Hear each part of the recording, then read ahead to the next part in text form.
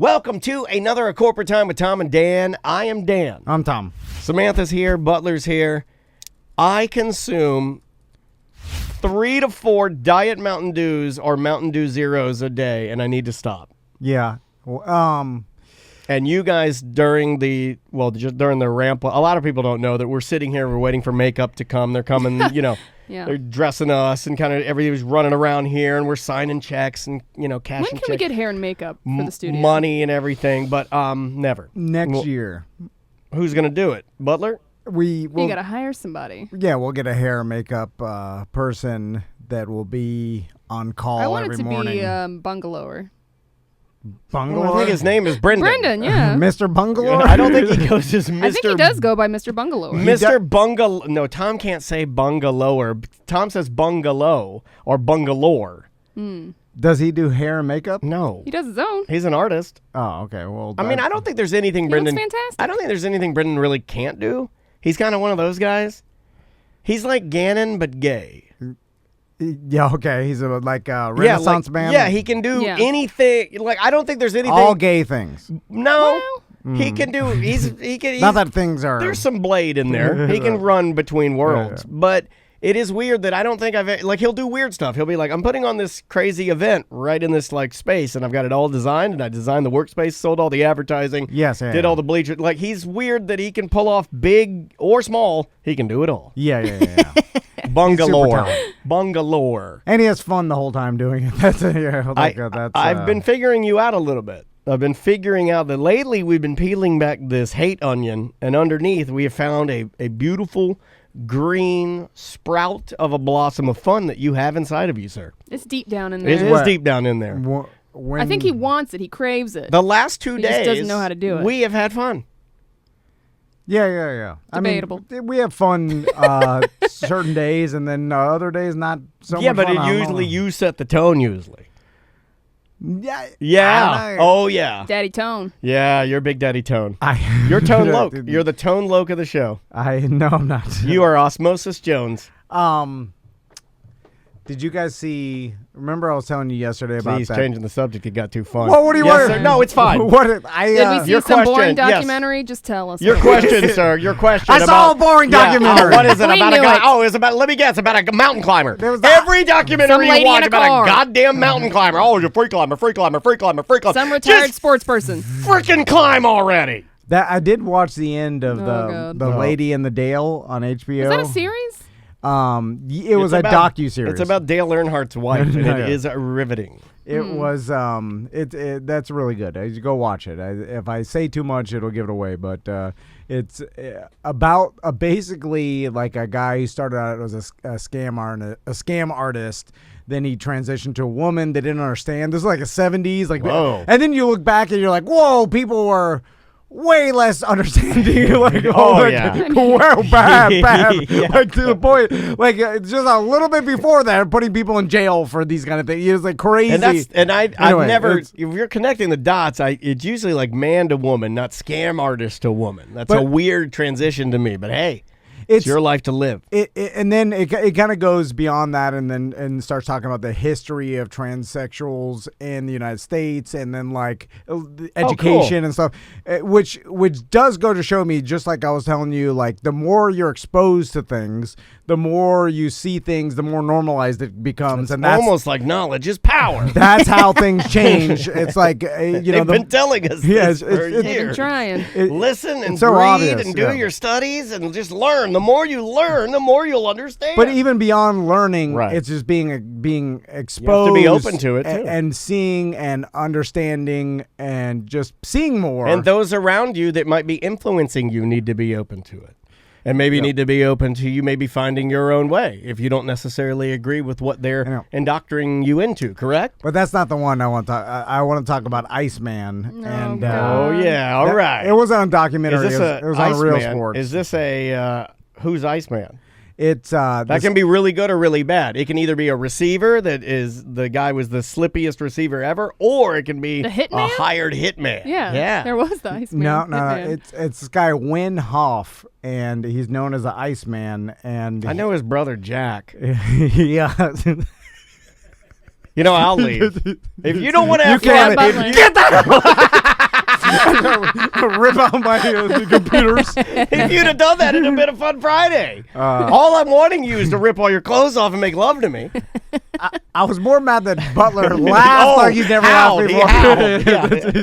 You can get Butler with an old man joke all day long. I've been this happy since I was waiting tables at Uncle DeJean's. Butler is an old man trapped in a young man's body for sure. Not that young. He's already playing with Star Wars trains. Every afternoon he goes in there, puts his engineer hat on, and paints a helmet. He lives a slow, sedentary lifestyle. Yeah. Oh God, he is the Isaac Asimov slug. Yeah, he's sci-fi slug. He shuffles around and, it's a great life. Paints his hobby horses. He's an old man. He is an old man. I'm just comparing your Star Wars stuff. That's the same. It's the same garbage. Child's wooden hobby. No, but it's the thing. It's the same old models and trains. Yes, it is what old men do. We're all heading this direction. I mean, God, if anybody's trying to savor a little bit of their youth, at least it's you. At least you're trying to do adventures, man. I don't even put any effort in. At least Butler's got a hobby. You know what I do? I sit and I just wait. I just wait for him to come and take me. I just remember something. My neighbor thought I was a bear on my roof last night, and then started screaming. Sorry? Did you have the bear suit on? No, he's up there with a rainbow flag jumping around nude. He's like, there he goes. It poured rain yesterday, and Crystal, of course, she called me and she's like, the patio's flooding. I'm like, oh. Well, dude, come on. You just spent money. What are we going to do? Tear it down. You got to tear it down. No. I haven't fixed the problem. Well, this always happens. What is the problem? The leaves get in the gutters. The leaves are weak. Don't you have a lawn maintenance guy? Can they not also clean out your gutters? Well, yes, they can. If I told them, get them on, I could hire. You're not going to do it, so. And it surprises me every year. It's just like a massive tree, leaf fall, and it pours on my roof, and then seasons are a thing, and then it's so bad that it clogs the gutters, and then water goes over. What about the things my dad got? I know, I had there was a BDM that came over, and aluminum. Yeah, my dad got the aluminum inserts on his gutters. He was so proud of this. I mean, it was one of the last things he did before he passed. But when he got it done, I swear to God, he stood out on his back deck, and I think he almost cried. Because leaves, they were so perfect, and he got the aluminum that's wood stamped, so it made his gutters blend into the house. Oh, he lost his mind. Shout out to Sinez. Aluminum. I need to get, They did a really good job for my dad, and he loved his damn gutters. And those carpenter bees, they couldn't get through the aluminum. He was so happy he could finally put his BB gun away. Listen, this is the definition of insanity, because we're going to talk about this on the BDM show next time. It's like, I know what I have to. I just have to text. Well, we got a Ed buddy, and be like, I need the thing. He's a sponsor of the show, and he'd be like, no problem. This is his I'm job. sending my guy. I just for whatever. I'm like, don't do it. We'll talk about mine.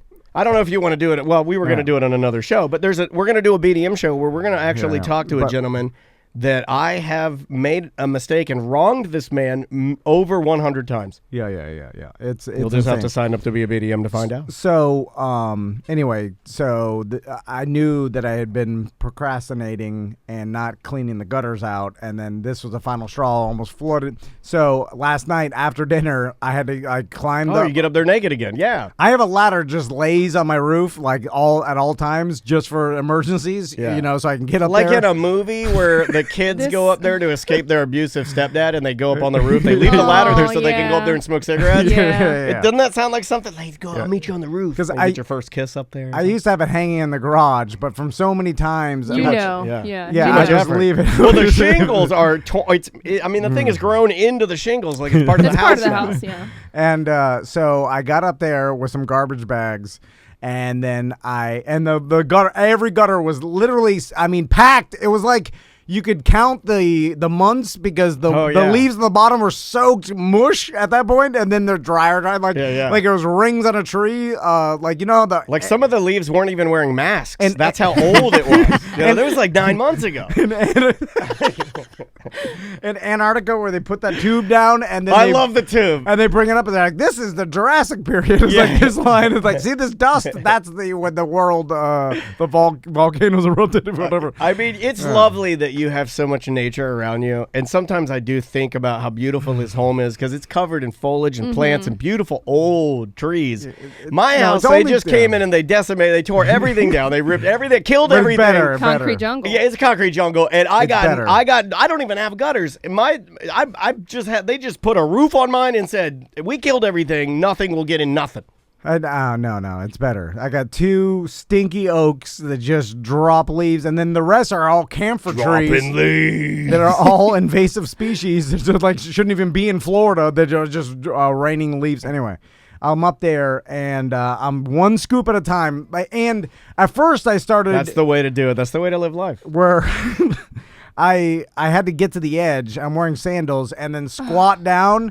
And you should not have sandals on a roof. At least go barefoot, man. And the roof's wet because it's been raining. Yeah. And then I'm leaning over. What are you wearing? You got to paint the picture here. Chubbies. Tiny old work chubbies. So like the ones that got stained. And then I have old white V-necks. It's all dirt. Oh, so you're dressed like my dad. I'm telling you, my dad, and there are a lot of strange similarities. And Florida trash. And then I'm sitting, like most people clean gutters because I think it's a safer way to lay on their belly. on a ladder, and then they scoop from the top. Yes. I stand like I'm owling on the edge of my roof. Stiff and bend over. And then I lean. You're gonna get vertigo. Okay, so you stand facing towards the ground, and you lean over as if you're going to dive, like you're teaching someone to dive, and you reach in, and you have to do that move where you have to put the weight on your heels, so you don't mush melon your head. Yeah. And then I drag. Dude, that's so dangerous. I drag the leaf bag horizontally like Santa's gift bag, and it gets bigger and bigger until it's ripping, and it's ripping all over the roof because the roof has the grit, and it's just ripping that wet bag and just re-spreading the leaves into everything you already pulled out. And then, of course, I'm like, oh, this is a 2-bag job, and I get up there, and 2 bags is literally like 10 feet of gutters, and then so I have to call. Also, the bags are filled with water too. The chat room wants to point out that your reference to owling is probably the greatest thing said on the show. That's like a 6 to 7 year old reference. It's fantastic. And you are the winner. So you can pick out a prize from the treasure chest when you leave today. And then so I'm up there, and I'm like, God damn, this is taking so long. This is like 7:15 at night, pitch black. And so I'm up there. No mag light, no headlamp, no nothing, because the light disorients me. You need complete silence. You're like Daredevil. Yeah, and you just need your blindness and your little blind stick. Yeah, if I have the headlight, and then if something goes wrong, then like if the light turns off, then it's totally pitch black. That's when I fall off the roof and I'm violently onto my patio furniture. Anyway, so you do that move where one of your ass cheeks gets impaled on a fence and you have to hang there until the fire department. That happens to rednecks all the time. They're like, "Where'd it get him? Oh, got him right in his butt out. I've been hanging here for 42 minutes. Oh God, somebody give me a bush light." Hey, get the meat. Right in the meat. And your meat, your big country ass from construction working. It's your muscle ass. You have a big muscle ass, so that thing's taut, and it will hang you there for days. You could hang there for days. It's the biggest muscle in your body is your construction ass. So anyway, I have these ear pods in. So you thought of that in the middle of the night? Well, no. Crystal got me AirPods for my birthday. Does she call you so she can be with you while you're on the roof? Well, she does call me a lot to tell me. Like while you're listening. Oh my God. She'll call me. I just wanted to say I love you in your EarPods. I would throw them in the yard. No. She'll tell me like the boys are doing this, or like. And it's nothing. Or like what we're gonna cook for dinner 2 weeks from now. I don't know. It's some nonsense. I'm like, I'm trying to listen to like semantics. My stories. Yeah. Great podcast. No. It's a gambling, and now I'm in investment podcast. It's worse. It's boring. So boring. Anyway, I listen to boring, horrible podcasts while I put leaves, and then all of a sudden I hear something I like, want to listen to Investment Morning with Javier. What is that? Like, what is that? Hello? And then I'm looking up, and I can't see anything because I don't have my glasses. It's the ghost of the lady that lives next door. Yeah. No. And then I'm looking through the darkness, and I see like a lady. Slender Man. There he is. He's there.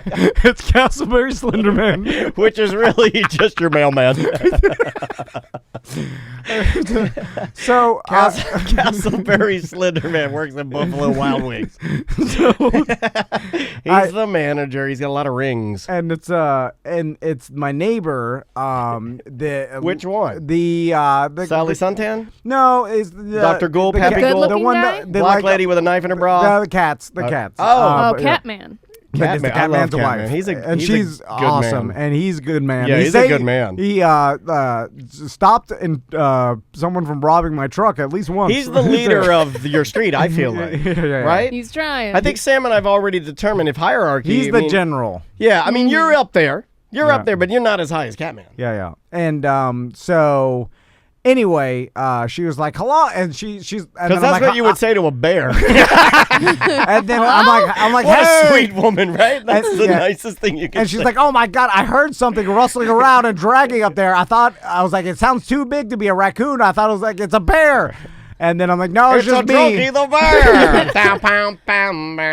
And like, who cleans their gutters at a crazy person? Yeah, it's a crazy person. I think they think I'm crazy. The most unsafe thing you can do is be on your roof at night after it's rained with flip-flops on, facing down with ear pods in. Yeah, and no light. My face legs down, ass up. That's the way we clean our gut. My legs. It almost works. It almost works. My legs got too tired to owl, and so I just dragged my butt ass across. Like I sat there. You sat on. Ruined my chubby's black. You black sat ass. on. Oh. Yeah. Because it was like literally dragging across the roof as I scraped up the ass of my chubbies and dirtied them up. Anyway, did it help? Did it fix the problem? Or? Well, yeah. Like now it doesn't flood anymore, but it's still like worth it. It's still raining leaves so bad. I gotta go up there and blow. Use my blower and then blow all the leaves. I blow them into the gutter. I try to. Yeah, there are gutters there, and the leaf waterfall. You know the gutter that was clogged that one time near my house, where I put my trash. There's so many. That's your waterfall lifestyle. So many leaves. I kick them down there, but I'm like, aren't they just going to clog this storm gutter up and then it's going to flood the whole? I feel like gutters should be larger. Yeah. Especially in Florida. Okay, follow me. You know the tubes that come down? There's a lot of leaves down there. The tubes that come down off your house, those I almost feel like they should be 3 times the size that they are. Yeah. Because, they should be bigger. Because leaves in Florida we have like jungle leaves. We don't have like little baby, tiny little clover. We want no clover. We got big, like we have leaves that are large enough for rats to get on and float down the St. John's. Yeah. Anyway, well, that's how long did that take you? I finished around 8:30. When'd you start? Yeah, I started at like 6:30. What's the rest of the family doing? Like, they're having fun. No, singing Christmas carols by the piano. No, they're down there running crazy. Then I get back. By the time I got down, there's still boys. It's not like they're sleeping and they're like, "Good night, Papa." They're running crazy, and then like wild animals. Tommy's like, "I'm hungry." I'm like, "Because you didn't eat your dinner," and because every single time he's always like, "I'm full," and then I'm like, well, you're not getting anything the rest of the night then. Oh, yeah. He's like, well, I'm full. I can't eat anymore. What do you want me to do? Oh, I like that. You want to force it in my mouth? Yeah, I love that. He doesn't say that. No, but that's the way his tone makes it. He's just like, I'm full. What do I can't. And then we forced him to take one more bite. It's like agony. And then Max is he's like, I don't want to eat the rice anymore. Yeah, May doesn't like vegetables. Are horrible. 2 hours later, they're like, I'm starving. You're starving me. You're killing me. I just want cheese or one. Yeah, I get all tiny banana. Yeah, all Maisie wants is candy at all times. Just candy. Yeah. Living off of candy. I wonder if then she tells me, she's like, you eat growing food and you're bigger than I am. And I'm like, God damn, don't be starting that. Don't be talking to me that way. Would they ever want? Okay, if you just left out a bowl of candy, yeah, they'd eat it all. And then or Maisie would. Probably till they puked, right? And always like a refill. No, stop. But. Yeah, sometimes Tommy and Max are like, my stomach hurts. Yeah. I ate too much candy, and I'm like, see, I told you, but it doesn't really make them learn their lesson. No, it's delicious. I drink too much beer to make me learn. Exactly. I'm just saying, we're not that different. I mean, I know more words than Maisie does. Other than that, the minds are pretty close. I'm serious. If you took my brain, if you just took my vocabulary and like maybe the things I've learned from experience, having my heart broken, having been, have a work problem, having to fire somebody, things that you have to learn how to, difficult times, powering through something I don't want to do. Put all that in her brain, and it's probably the same person. Still probably better. It's just a better person. Younger. Like, oh God, I'll never drink again. That night drinking, it's the same thing. Everybody does that. No one learns that. Yeah, candy's good. Yeah. I mean, people say like, oh, how stupid are we for never learning a lesson? How dumb can we be? And then we die. Yeah. Then that's the ultimate lesson. Where are you guys on? Hey, Butler, bring me the stack of stuff on the paper. I got something I want to talk about. Thank you, dude. Where do you guys stand on, like, have you ever looked up people's last words? No, that's morbid. No, they put collections together. Thank you, buddy. Who does? Like all kinds of different style. No, not necessarily. Like maybe a family witnessed it. Okay. And I found this list of, and I hate lists, but this one was funny. Not really funny. It's rarely that you know that those are your last words. Right, other people would have. Right, they're on their deathbed or something. Correct. Like for instance, the way the article kind of starts, and it's from Mental Floss, which I subscribe to. Before they execute you, they say any last words. Yeah. That's the finite. Like I would always want to be like words. More and just have them pull the a lot of murderers have their last words documented. Yeah, well, people have to write it down. I guess it says the way that they kind of start the article, they're talking about Elvis Presley. Do you know his last words?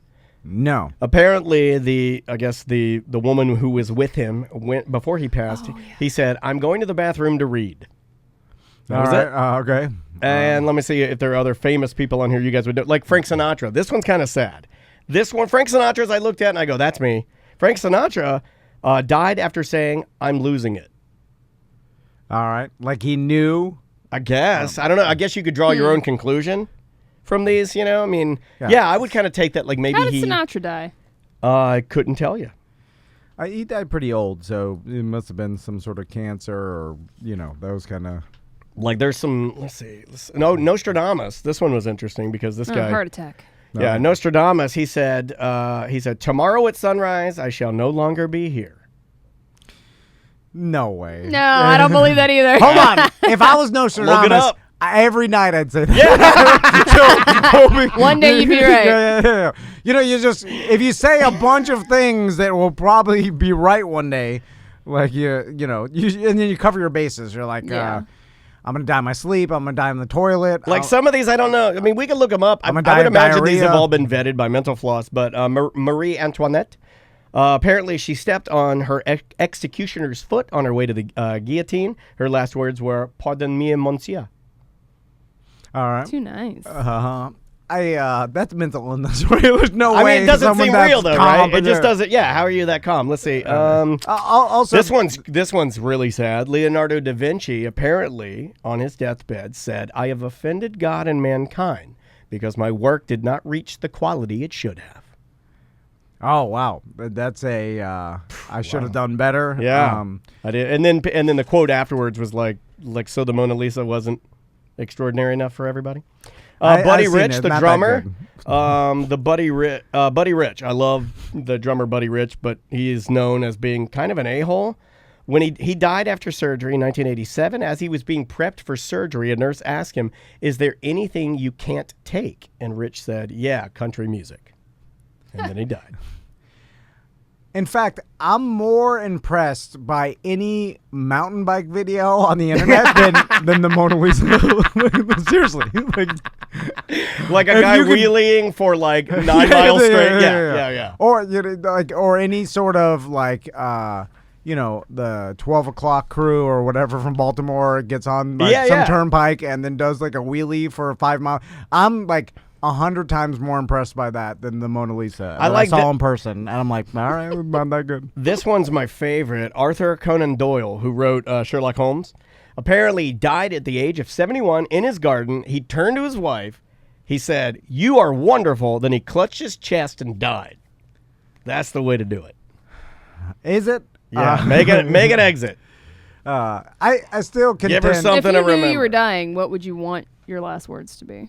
I want to leave a mystery because so something off the wall, kind of. No, I'd want people there. I'd want Maisie to know I love her the most. It'd be something real sappy and serious like that. I would. Oh, you want a serious answer or you want a joke answer? No, serious answer's fine. I always go serious. I think I go serious answer first with that, and I just want like whomever is like even you guys. I'd want you guys to know I care about you. Not that matters to you. I mean, I don't know. There's some reason I would want to say that. I would scream, I bought 100 Bitcoin and the password is in the walls. And then so the rest of my family and everybody's life, they were breaking down all the walls that I've ever lived in looking for the password. But it's never I like there. that too. Yeah. Because at least you torment some people. I don't know. No, you're giving them one last adventure. Yeah, exactly. But they'll But never. it's nothing. But it's like all of the Tom Van adventures. It's miserable. Miserable. But the experience and they bond together. The journey. Yeah. They're all together. They're breaking down all their homes. Well, I guess I could ruin them too. Like a lot of people. We destroyed our house and we have nothing. A lot of famous people, and I looked at this list, and I looked on a few other lists. A lot of famous people, as they're dying.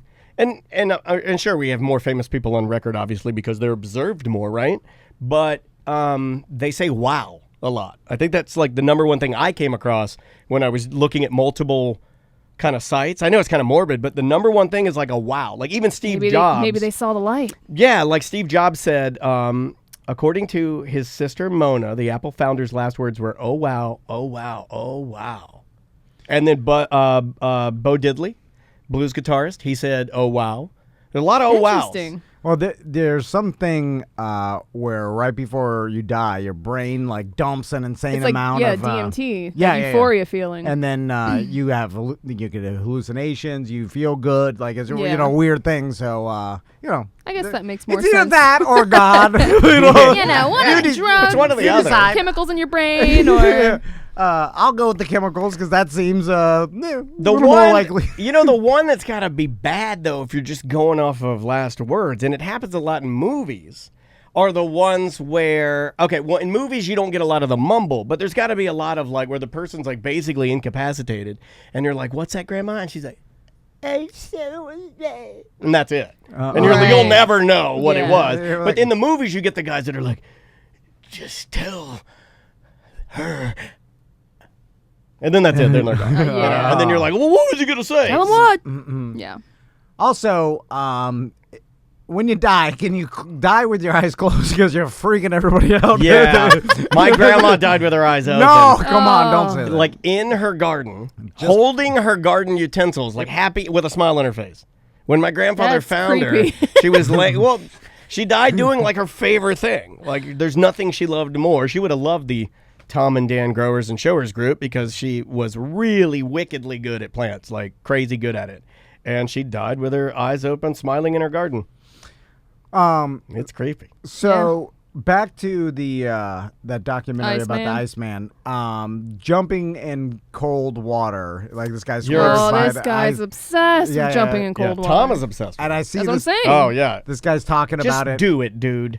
Well, it's a whole thing you have to get into. It's not just doing it. Start doing the course. Is there a course? Yeah. There's this guy, he puts on a course. Now it's one of those where you got to sign up and do the webinar. Well, I guess you'll never do this. It's just learning. You just dunk yourself in cold ass water. What do you got to learn every day? There's breathing techniques that help you and that kind of thing. You're gonna become YouTube it. Orlando's David Blaine. He gives it all out for free, like So you want to do this for the reason well, first there's some science behind dunking yourself in cold water and the reaction your body does when that happens. It releases. It basically, when this guy explained it, he was talking about how it toughens your immune system.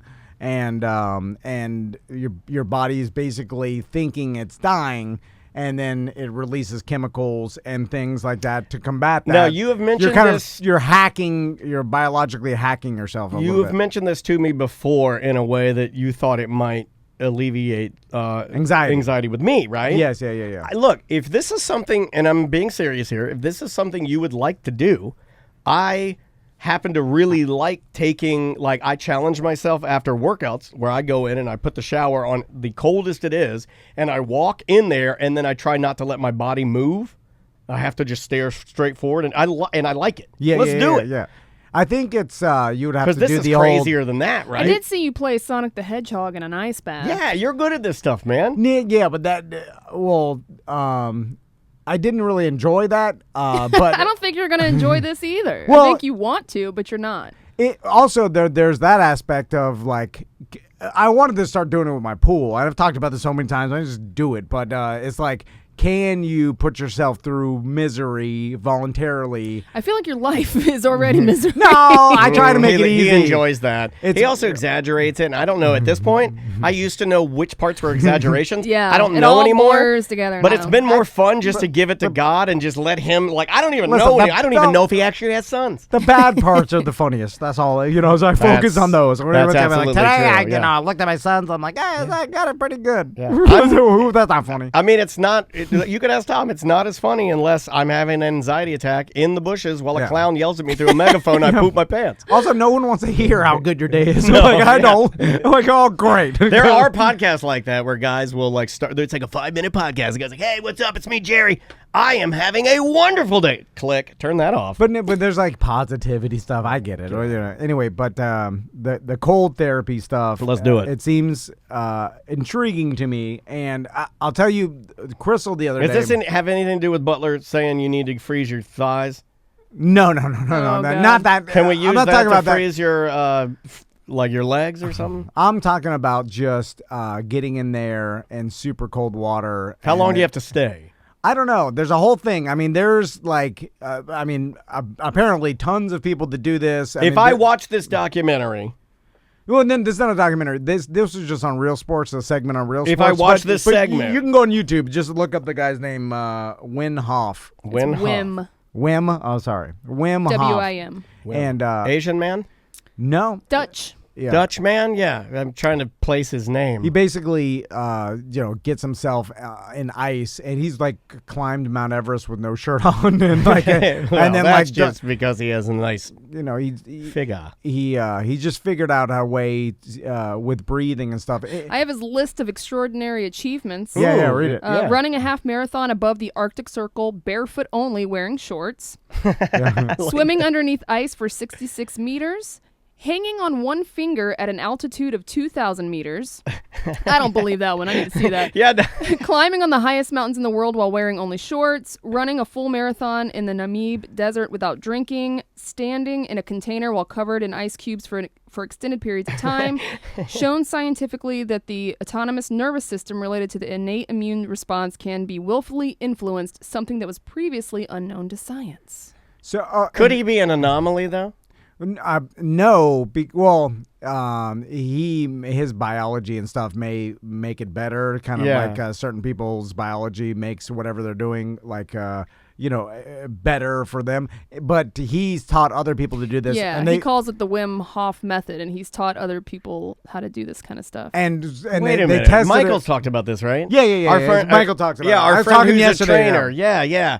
Okay, yeah, I do know a little bit more about this. They showed that, like, they injected him with some sort of what is it, like the E. coli?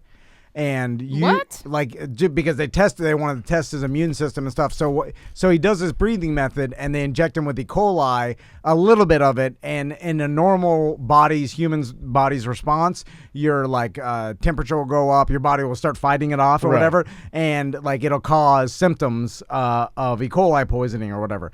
And when they did it to him, no symptoms. He was able to use his breathing technique to basically cause his body to dump adrenaline, which fought the E. coli and fought off the symptoms. Interesting. And and boosted his immune system apparently. Yeah. And then they tried it with a bunch of his disciples, I call it, or whatever, his followers. Yeah, I know what you mean. And then the guys who knew how to do it as good as him, and they all had the same result. Where normally, and so they're like, who knows? Now, a doctor. So seemingly more of a practice than just something that they have inside them that we all have inside of us. It seems like, and it makes sense to me because I never like all the homeopathic BS, and then like some of the positive thinking stuff, like I kind of buy into because I understand like that kind of is the same thing. You're causing your body to release certain chemicals or whatever. I've been putting essential oils on pressure points on your feet for days now, and you said it was working. It all a lot of the stuff has some science relevance and stuff, but this kind of makes sense. It's like, hey, I'm just figuring out a way to make my body dump adrenaline and make my body's immune system stronger by these things and this training, right? Yeah. And that makes sense. It's like our immune system, the human immune system, can be super strong. It's why all the Native Americans in the United States were killed off by all the Europeans, because they were all dirty, living in squalor and had disease, but their immune system was crazy high because they lived in squalor in big cities and things like horrible conditions back in those times. And then they get here, and then all the Native Americans, they haven't been exposed to anything. They were living clean lifestyles in the wilderness, And as soon as they came together, it just decimated the entire. Was it. Yeah, I do hate that his followers are called Hoffers. Hoffers. Yeah. But he seems he doesn't I don't seem like it like his son. They said, "Here from Hoffers," and then all these people are giving their testimonials. It's kind of like a cult without any of the bad stuff, and it's like all because there are positive. I mean, we got people that really like our show. I mean, whatever. Like what you like. This is all like if it's beneficial, I mean, I'm more like, if they're not, as long as they're not burning down schools and killing people, I'm okay with it. It's like, dude, they're exercising and getting in cold water. Yeah, I think I'd like to try this. Trying to live a better lifestyle. You know where it gets weird for me though is that I can do cold ankles, I can do even cold legs and genitals. I can't do cold love handles. Yeah. Why is that? What is the science? Or how many? Is it more nerve endings? Is it why? Why is the love handle the area that, man, I hate that feeling. It's got to be it's probably temperature difference because your core is the hottest. You say so it's your just extremities. It's just pure. So it may be your core is where we store all the heat. So then when it gets to your love handles, like you feel the temperature difference the most. I don't know. But everybody's saying basically that where your organs are stored. You feel it. But still, I mean, I feel like they should be. It is crazy when you it up more or something. If you watch this guy, then you get into like a tub of pure ice that's sitting there, like or some sort of freezing temperatures, and it does not seem to affect him. Like it seems he is from the Netherlands, though. Yeah, he's I'm wondering used if to it. like no, well, a Florida boy like old Tom Van getting in an ice bath every day. I don't know. But it's all training. Well, like the Swedes, like they love their hot and cold. Yeah. They do therapy, but they live longer too. They do. Yeah, they look better too. So, we all look old. Well, they have better healthcare system too. Gross. Let's not forget. Well, yeah, but they have, and they focus more on health and like. Yeah. I know if you talk to Crystal's got a family that lives in Sweden, and the last time we saw them was a couple years ago. They came down here for vacation or whatever. Super nice people, like insanely nice, like novelty nice. Yeah, that kind of thing. Like you took them out on the boat, right? Super nice Swedish family. That everybody's saying you should jump in your pool tonight and just shut up. Norm, especially. I said everybody. I was really meant Norm. Just Norm. And they do this. They all have saunas, and then all their bodies of water are always freezing, even in the summer. And they just go back from hot and cold. They've been doing it, and the Crystal's aunt. We don't really do that with weather here. We do it with weight. We yo-yo diet. Yeah. This lady looks unbelievable. She's like in her late 50s, and you're like, whoa, my God, healthy, good living does work. Of course it does. Of course it does. I don't know if you'll remember this. Do you remember this? Holy moly. Do you remember the Swedish guy we worked with at Orlando City who they called him Lego Man?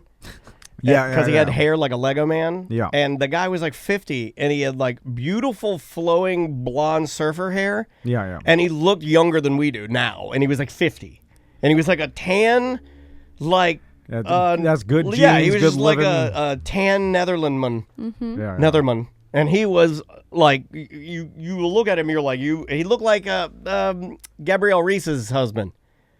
Laird Hamilton? Yeah, he looked like that guy. Yeah. I contend, though, a lot of these people that have some sort of like, some sort of advantage over us in the fact that they just have more willpower. They whatever it is, whatever makes them, they like it helps them do these things like the super clean, healthy living lifestyle, the exercise. Yeah. They're like trying to your hobby is making your body and life better. Like it's like, oh, come on. Well, it always makes sense. Of course. To me. Not to take anything away from it, and not to go back to something we were talking about last week, but it always makes sense to me when they do that. It's like, of course this guy is great at staying in frozen water or ice cold water. He's made to do this. The thing that's more impressive to me is the big fat guy from last week that was doing parkour. Because it's not what it's like. If he were fit like Seth and doing parkour, I'm like, of course. Right. Because he's a parkourman. But because he's big chungus flipping around, he's defying gravity, like to me. Yeah. So it's impressive. All right, let's take a break. We'll come back. I don't know what we're gonna do when we come back. Shut her down then. Mystery show. You gotta shut it down. I got something. All right, well, this will be the last time you ever hear us. Bye-bye.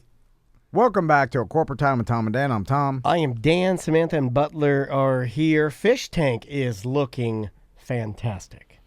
It is. It looks On the up and really up. good. Top Shelf Aquatics. Shout out to Sean for getting it up and running because we obviously have no idea what we're doing. It was a rough go for a minute there. It got really I got scary. scared. It got full mong.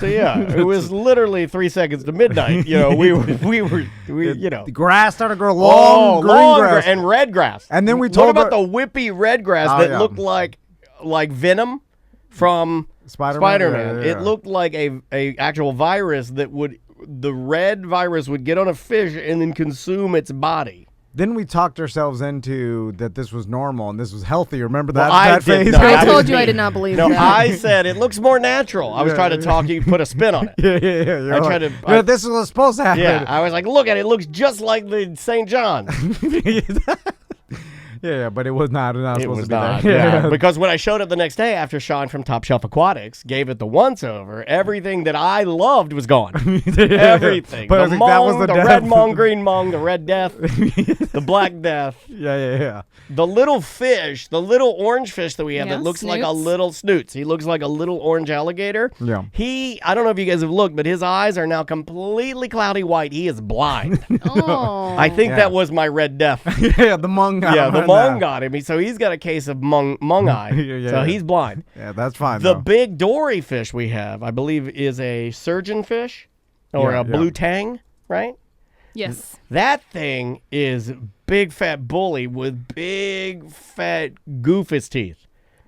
Like it has donkey teeth and it will eat everything. Yeah. It'll chomp everything. Yeah, I saw it. And the shrimp are out of control. The shrimp are the size of lobsters now. So we need to figure out what we're going to do with this. I thought we were going to name these for charity. Don't you bring that up. spun this into this is all for Yellow Brick Road. This is for charity. Now we have a tank full of donkey teeth, red death, the mong. It's kind of like chomp the mong, but it won't chomp the mong. It doesn't chomp nothing. That's what we need you to chomp. We got a blind alligator in there and a mongfish. It's lobsters. It's a Oh, mess. speaking of fish and life in general, Fish. I was having this conversation. Remember, I was telling you that Crystal was getting mad that the boys are poking the jellyfish on the side of on the shore, and how I was like, "What? They have no brains. Yeah. What It's like is kicking it? a piece of trash. Like, what?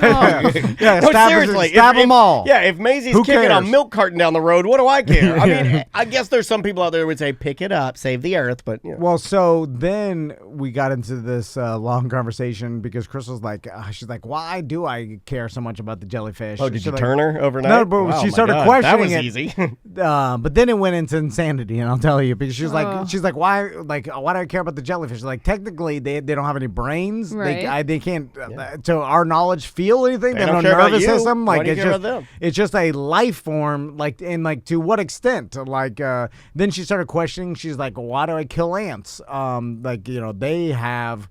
They deserve to be alive. They're life forms. We're going the wrong direction. We're going the wrong direction. Hold on. We're pulling off of ants. And then your son better run for the hills if she's not going to kill ants now because those could kill her son. Then she was like, well, technically, broccoli and like vegetables are alive. They're a live plant. Sure. And then I'm like, listen. Yeah, napalm at all. Even if broccoli's screaming, you have to eat it. Like you're gonna die. So she was gonna be like, I can't eat anything alive. Don't let her watch Sausage Party.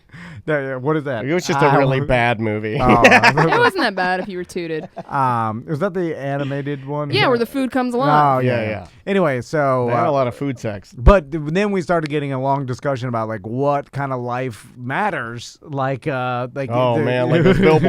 No. I'm just talking about My God, there'd be a picture of an ant on a billboard. It's there's a cat dog and then the pig. There's a slash. Yeah. I'm like, I know. Yeah, where do you draw the line? I'm like, thank you for drawing the line for me. Now I know. Yeah, exactly. And that's what I thought. Yeah. I'm glad we're on the same page. Pretty close to what I was thinking. But anyway, there was a high conversation. Although Crystal wasn't high. I was high though. Well, did it like what is her number one thing to eat? It led to nowhere, and we were just joking. But did the eggs ever come up? She is conflicted by eggs, but she can't go full vegan, even though her mom's full vegan. And her sister too, right? Yeah, and her sister, no, she does like vegetarian. I think she'll eat some fish. But Crystal, like she just cheese. She'll eat. Well, Crystal will eat cheese, but her mom, like all vegan, is nothing, no animal products.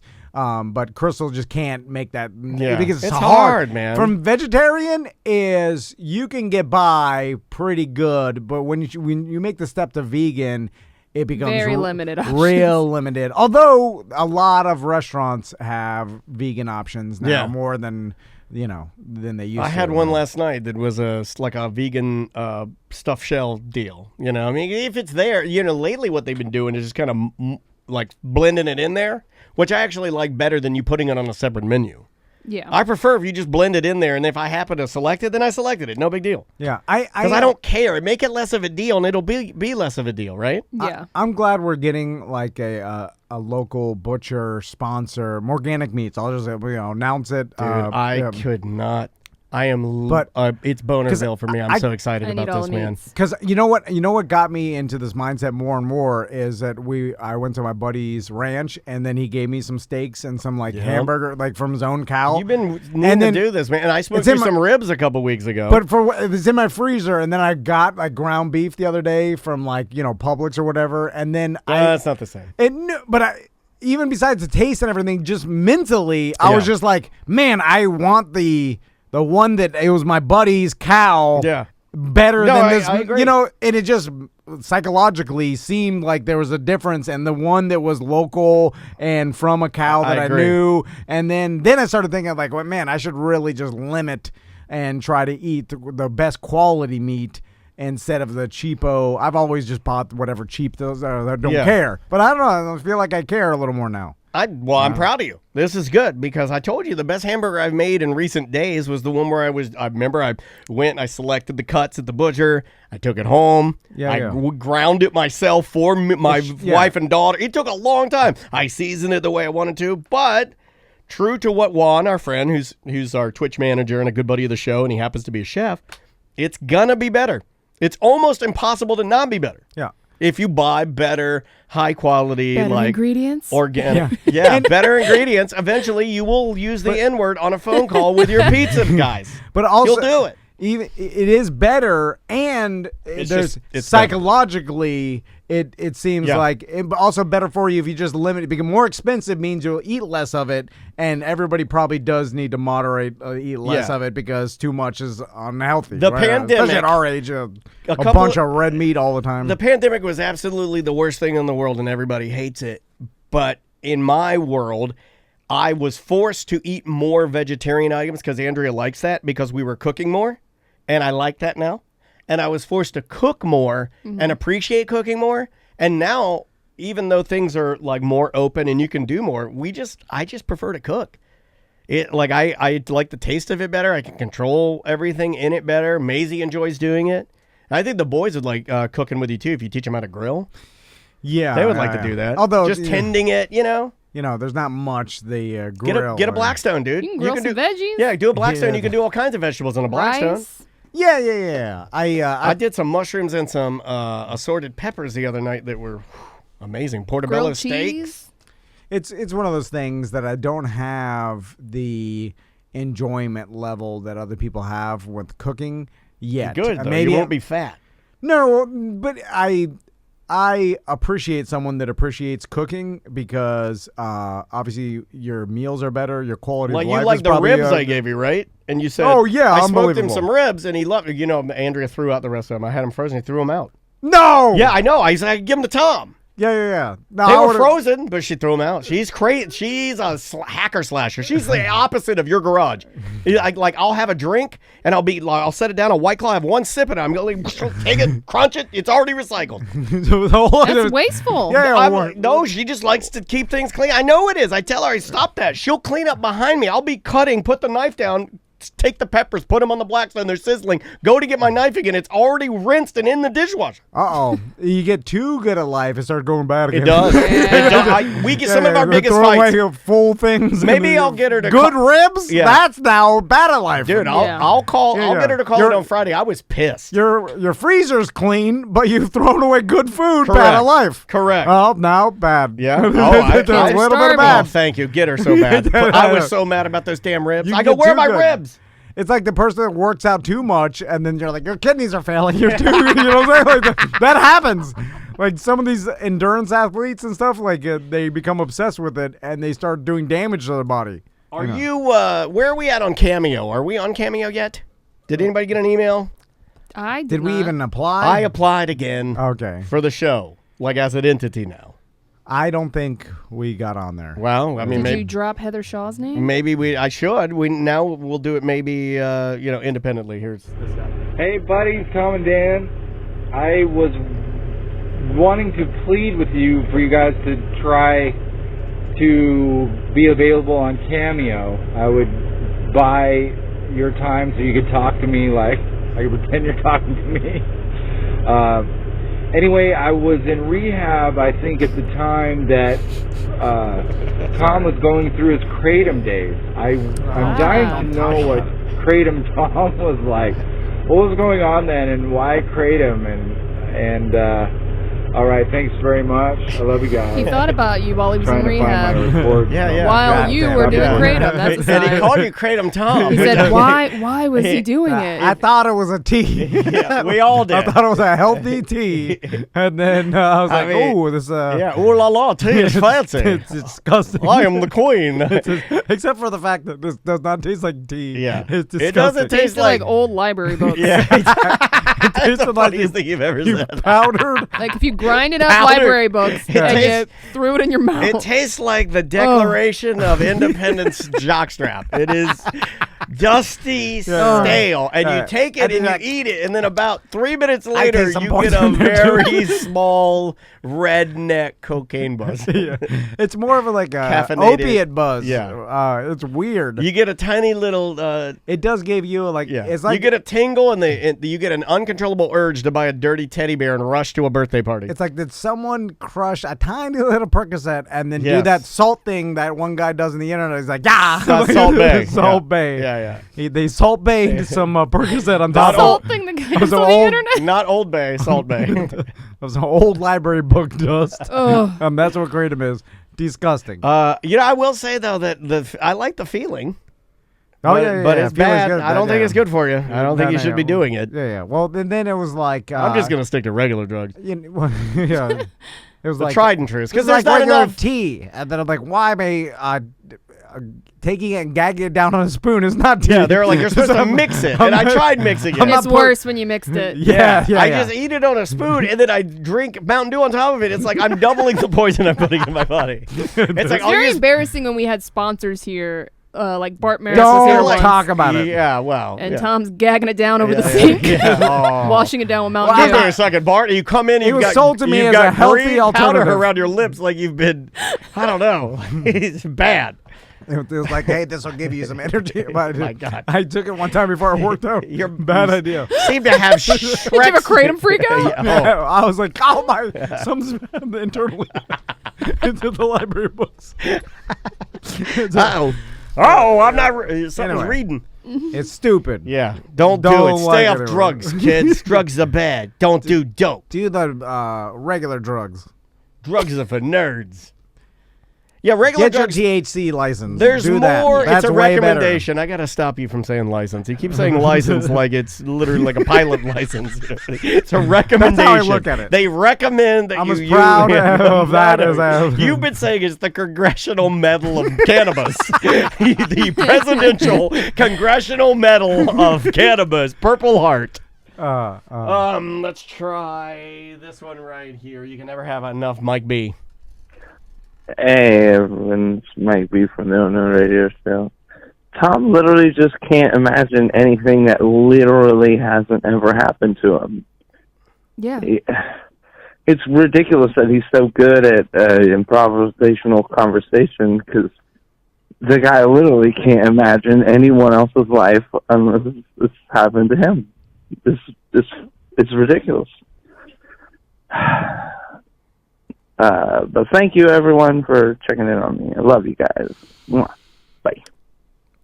Here's why it's not ridiculous. Because you know the thing where you can't dream about a person's face unless you've seen that person's face? Like, your brain cannot dream about a person that you've never seen before in your life. Wait. Like, you don't have strangers in your dreams? No, he's saying... Like, yes, but a stranger you've seen.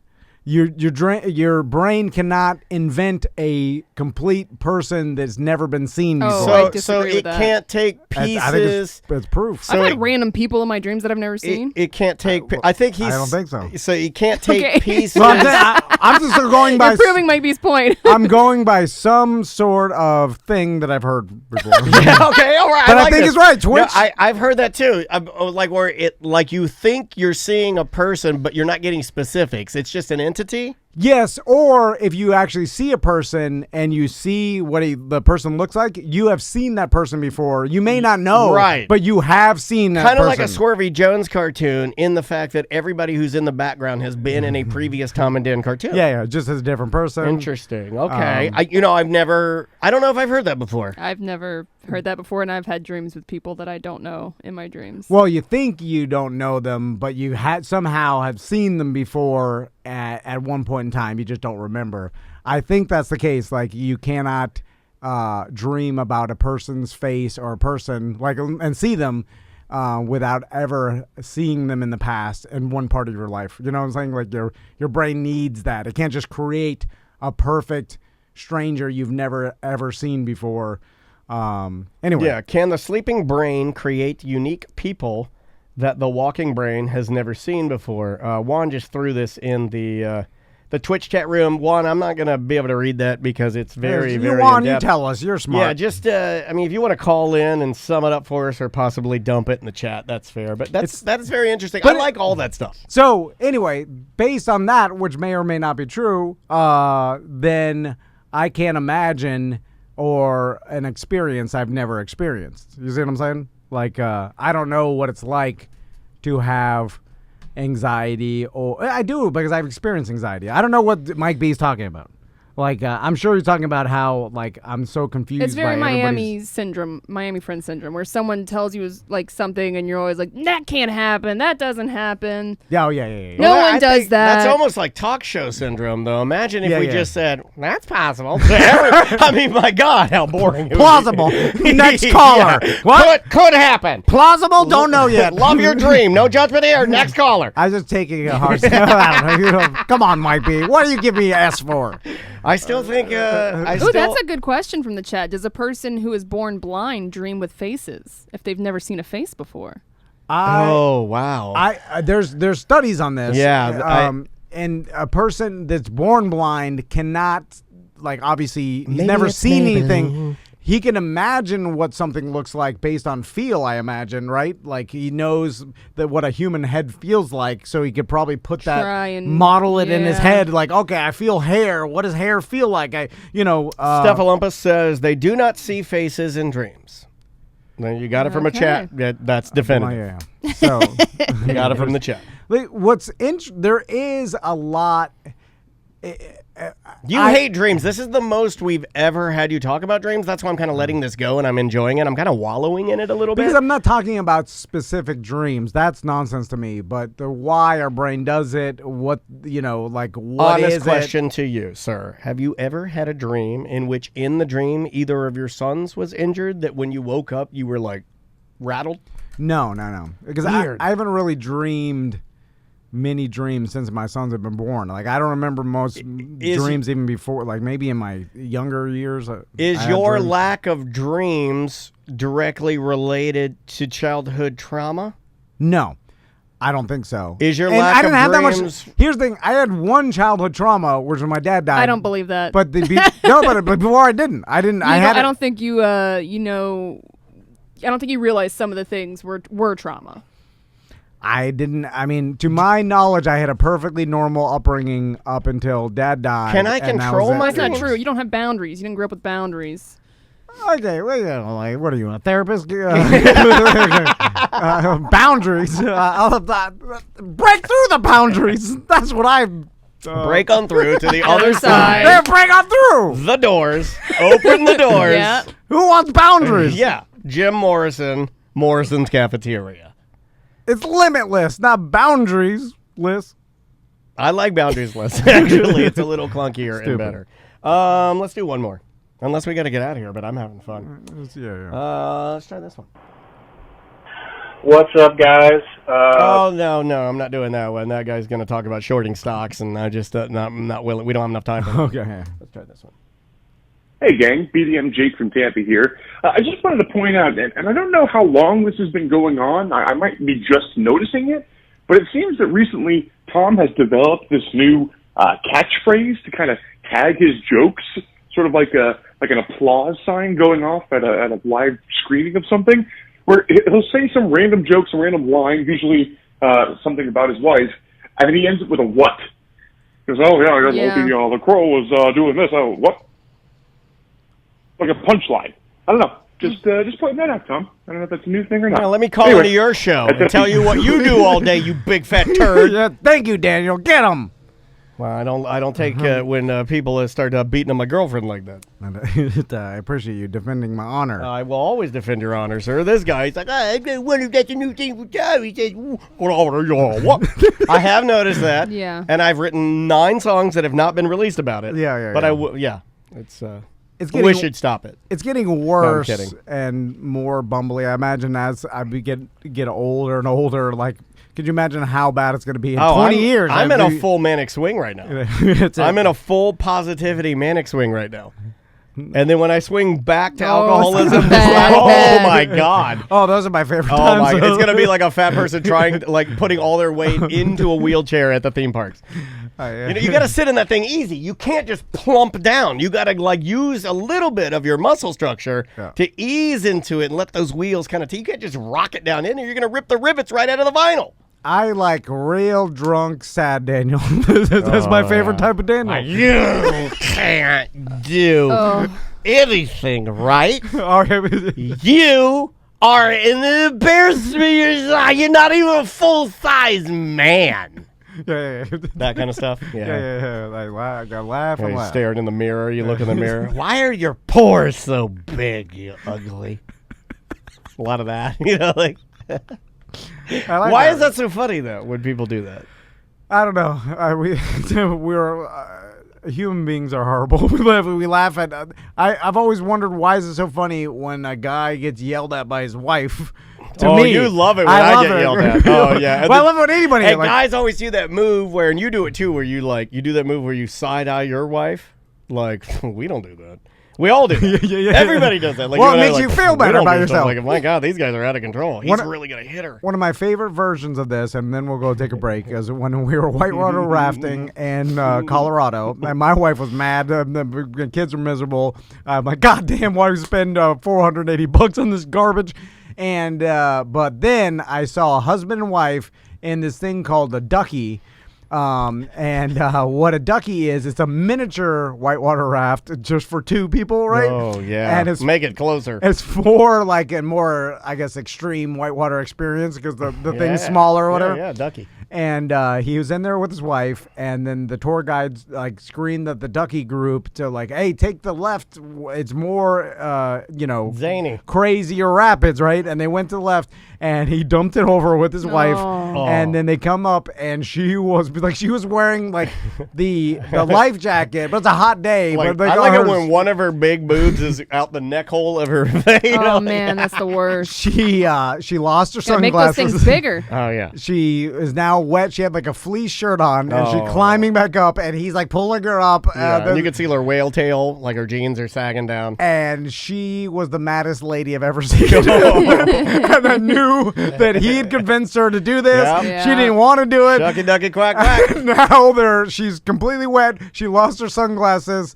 and she's just bright sun riding down, arms crossed, and the nerd husband is paddling in the back. He's trying to save the day. Turn it around. I got so much enjoyment out of that. Anyway. Pretty damn good. Bye-bye. Welcome back to Corporate Time with Tom and Dan. I'm Tom. I'm Dan. Samantha and Butler are here, and we talked about health a little bit earlier, and we're going to continue. Today's theme is on overall health. This is a new segment that I set up. Yeah. It's with our friend Justin. This is a new segment I'm calling "How Sweet It Is: Diabetes Stories with Justin." If you have a diabetes story, you could email sam@tomandan.com and say, I want to be on the How Sweet It Is segment. Yeah, now I have the name. I will not do the song until next week to see if this thing flies with it. How sweet it is to be loved by you. Sponsored by Hershey's. They're like, we're suing you for doing your diabetes segment, saying it's sponsored by, I thought we could do that. Should have said Mountain Dew. You guys drink enough of it. All right, so Tom, if to your right, you will put on your Willy Wonka hat and glasses, we will begin. So, Justin, the reason why you're calling in about diabetes stories is that you heard me telling stories about my stepdad.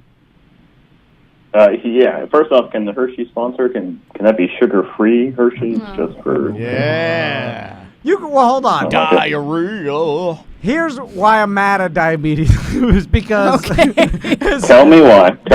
Because the same thing that you can't eat or you guys claim you can't eat is the same antidote to the coma you fall into. Because that, like, for instance, my stepdad. It'd be like, ooh, I got AIDS. Quick, give me an unprotected penis. Yeah, exactly. It's like the thing that caused. Anyway, my stepdad. I'll got tell you one mad. Like when he has an episode, like he had one at the Cracker Barrel in Brooksville across from Croom Forest where we'd eat Thanksgiving dinner, and we were there, and this time Alex, Crystal's sister, was there with us. Yeah. And we were sitting there. And then all of a sudden, I look up at her, and she's scared out of her. This is when she was a younger kid. She's scared out of her mind. And I look over, and my stepdad is just staring like he's like a fork up to his mouth, and he's just staring off into the distance, like he's like frozen, like whatever. And then I'm like, Steve, and then I take the glucose. Quick, sugar's meatballs. And I squirt it in his mouth at the Cracker Barrel, and then he's like, oh, God damn. He just comes out of it. And then it's because who ate my hash brown casserole? The antidote to his illness caused by sugar is sugar. Why? You got a mad oomph too. We're about to lose our guest. Sorry. Anyway, so Justin, what kind of diabetes do you got there?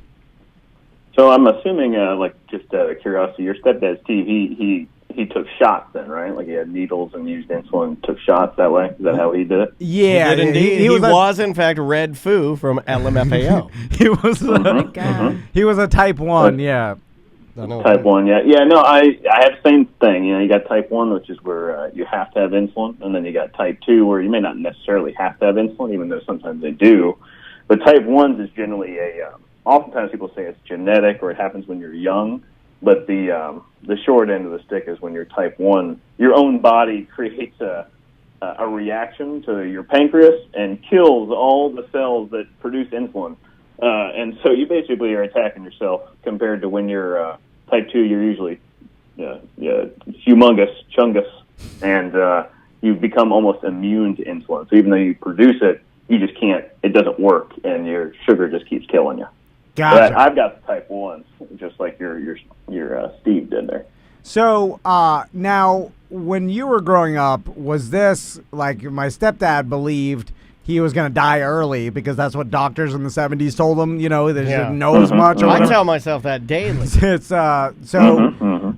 with type 1, though, you could live perfectly full life. It's just as long as you keep it under control. Like the wild swings and the sugar, that's where it's bad for your body, right? Yeah. I mean, you can live at normal limits. I mean, usually type 1s, I think the current age range on them is anywhere from like 65 to 85. It's a big window there, but if you're going to have any complications, it's usually just like you're talking about the story with Steve there. It goes low, and then most of the time, if you're going to die from it, you're usually in a car and it goes low, and you just pile drive into a wall. That's what you really got to be worried about. Gotcha. So now, from your experience in your life, I'm sure you've had, my family used to call him, like, he's having a reaction. I'm sure there's some you call it a license. I'm sure that's not the technical term for it or whatever. That's just the van way of not understanding science and saying, he's doing his diabetes thing. We locked him up. He's a warlock. Stuff a Hershey's in his mouth. That'll bring him out of it. And then he gets mad. Anyway. Yep. So. They call it hypo and hyperglycemic. So hypo would be where you go low, and hyper is when it goes real high. When they go low, we go high. Michelle Obama. And then the low is what causes you to have that drunk, blacked out effect, right? Yeah. You can go into a coma going real high too, but usually it takes a lot longer, and usually you see the high comas coming a lot quicker because you've just been. You don't pass out usually. Like you just feel like crap for a long time, like hours, and then all of a sudden you go into a coma, probably because you just haven't addressed it quick enough. Compared to the lows where you just all of a sudden it can drop, and then next thing you know, you have no idea who you are, what you're doing, where you're at, what's happening, or how to fix it. Yeah, that is terrifying. That's so scary. So how many times has this happened to you? And tell us a story about it. How many times has this happened to you? Did you ever have to fight off paramedics and around your old lady's waterbed while when your stepsons is screaming? How many times did you say you were Batman while you karate chopped the mailbox? We want the funny stuff, not the stuff that's like. Next thing you'll start talking about childhood diabetes. Have you ever drove your 3-wheeler into a tree? Yeah, come on. Put a Santa hat on your. I can't handle this anymore. Yeah, you put a Santa hat on your crotch and came out for Christmas or something. Tripped and fell in a fire. No, I've so for me, obviously the lows are the ones that are, they can be terrifying, but there are some humorous escapades. But also, too, stuff's changed probably since when you saw Steve having, like, injections. Like, you can get these things called insulin pumps now, too, that automatically pump you full of insulin, when it should and shouldn't. And also, like, little sensors that'll tell you what your blood sugar is all the time. In comparison to before, like, you'd have to use that stupid blood stick thing and check your blood sugar every couple hours. So it's gotten a lot easier. So for me, it used to be bad back in the day when they didn't have that technology. So probably like 10, 12 years ago, it was problematic because you'd have to check your blood sugar all the time. But I had one time back in my white trash days, bought a nice house in Deltona. That was probably like in 2009. Yeah, I was there. Oh, that's why. That's the time I lived there too. I bought a house. I think that same time. There was a sweet spot before everybody started murdering each other, where it was fun. Yeah, exactly. But I remember what would happen to me is the problems would be if I was trying to work all day, like physically. And then that causes the problem because then, if you're not checking your sugar all the time, next thing you know, you think you're somebody else, someplace else. You don't know where you are. But I've been trying to remodel the house at that point in time. So I had like retiled the entire living room and kitchen that morning. And so I decided later on, I was like, okay, well, it's about dried at this point. I can probably start grouting it. And at that point, I had one of those insulin pumps, but I didn't have the sensor that would tell you what your sugar was, so I still have to check it every couple hours or before I ate. And so I decided, okay, well, I'm going to start grouting this bedroom or this kitchen and living room. It's probably like 11 o'clock at night, 10:30 at night. Probably not the best plan, Mm-hmm. And also, too, the wife's been crowing at me all day long. Because obviously I had contained her to the bedroom as I was doing this. And at this point, she's like, screw this, I'm going to bed. So at this point, no one's monitoring me, if you will. Yeah. When the crow's not watching, that's when bad Crow things wasn't happen. on sugar watch. Yeah, exactly. Then the sugars. But so anyhow, I'm going outside and like spinning the grout. I'm using one of them drills. I'm out there spinning grout and bringing it in and grouting the floors. And of course, it's Deltona, so I'm got these trees aren't maintained. There's stuff all over the backyard. I'm sweating like a fat kid. Well, that's not really. Hold on, sir. That's kind of your fault, not Deltona's fault. Well, he wanted to blend in, like when in Rome. Actually, the city has done nothing. It's the people that live there. Really, is there to blame. It's a human problem, not a land problem. The people that there's called, they wanted to be good. We ruined it. So go ahead. Yeah. Well, so in my head, I was chalking it up to summer heat. You know what I'm saying? It's obviously even at 11 o'clock at night in Florida, we're still, the humidity's ridiculous. And at this point, I'm sweating profusely to a point where my sweet cargo jean shorts are almost like sagging off of me because they're soaking wet. But I'm, again, chalking it up to Florida heat. And I'm in there grouting the floors on my knees, doing my thing, trying to get this living room done. And at some point, I realize I'm getting hungry, and maybe I should eat.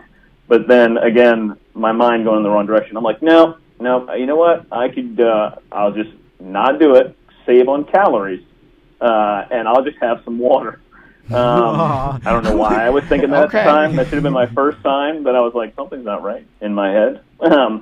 This by far would be the worst. I'd be dead by now if I had type 1 diabetes because I would ignore all signs at all times. I don't even know this. This sounds normal to me. Like I don't even know what's wrong with this. Yeah. So I decided, okay, I walk in the kitchen, grab a bottle of water, and I look down, and I couldn't have been standing there for 2 minutes. It's probably less than that. And I realized that I've got puddles the size of like basketballs underneath where my arms are, where sweat's just dripping onto the floor, And half of these floors aren't even grouted, so I'm watching my sweat just slowly turn into grout as it's going through these floors. And I look in front of me, and I've got like the stove and one of those under cabinet microwaves, that are just sitting there with the glass, so I can kind of see my reflection. And that's when I realized something. Well, kind of realized, because like I said, your mind's only half working.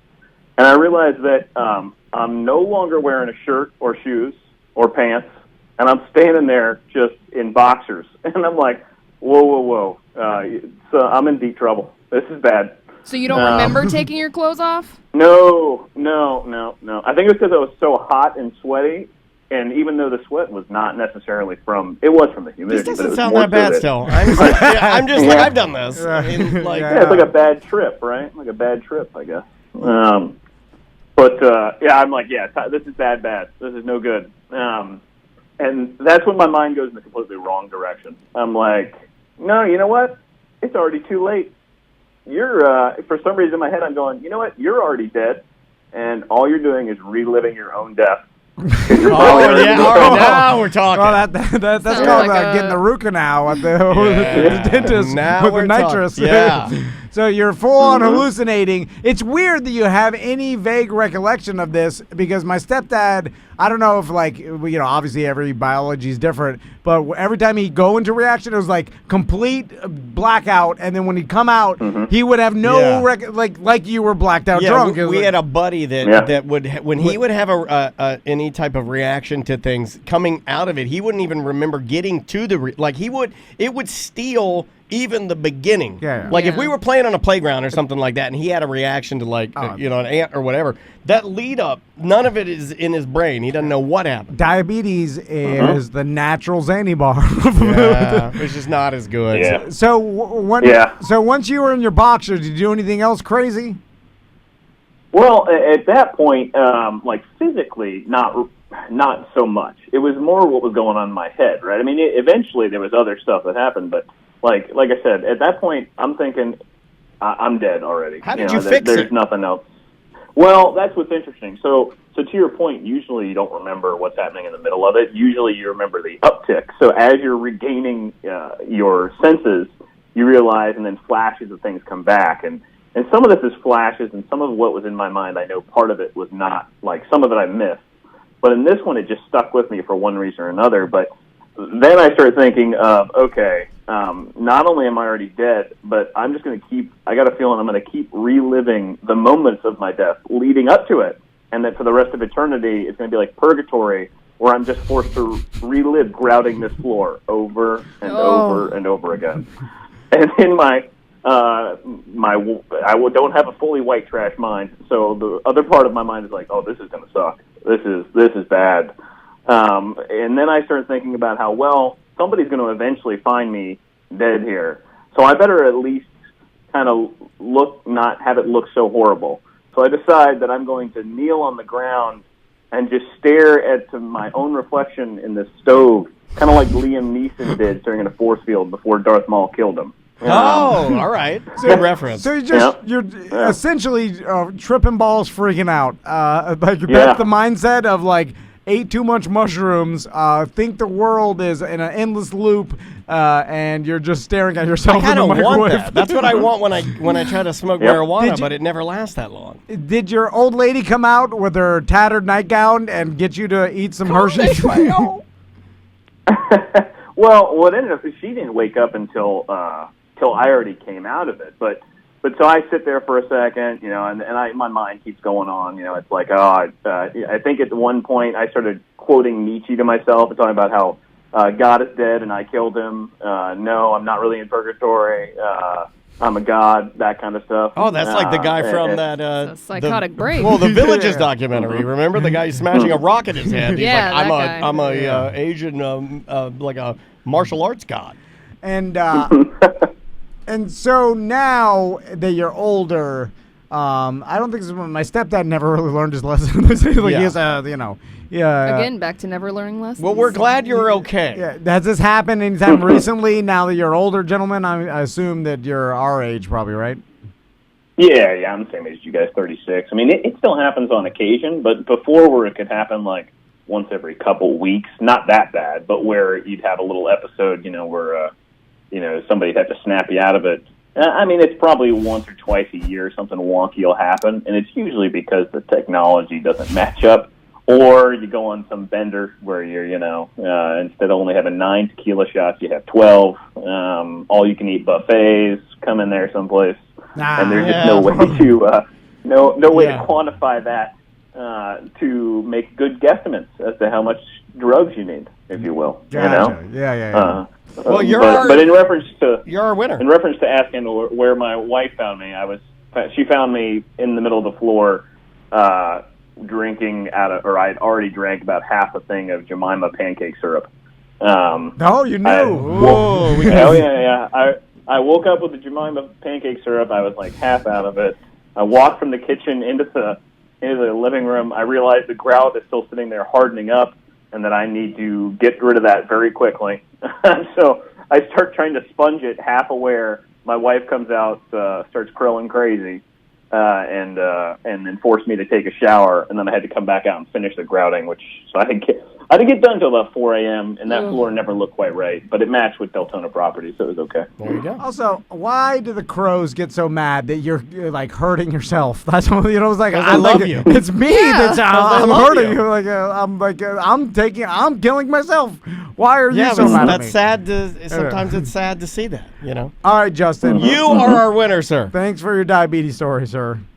Oh man, this is off my bucket list now. All right. It's off mine too. Like I called the Tom and Dan show and told them about my diabetes freak out. Long-winded. Told him a very long story. At the end of it, Daniel, You could have just got to the. I never wished to have diabetes more than listening to that story. Yeah. God, I'm like, give it to me. Give it to me so I can I was hallucinate. like, my God. just take my feet. Give me a Hershey's. I'm freaking out. Oh my God.